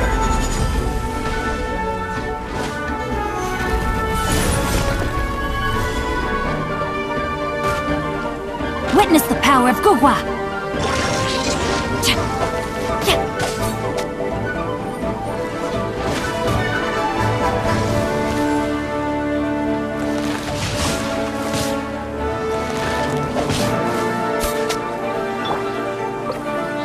Born of ice and frost.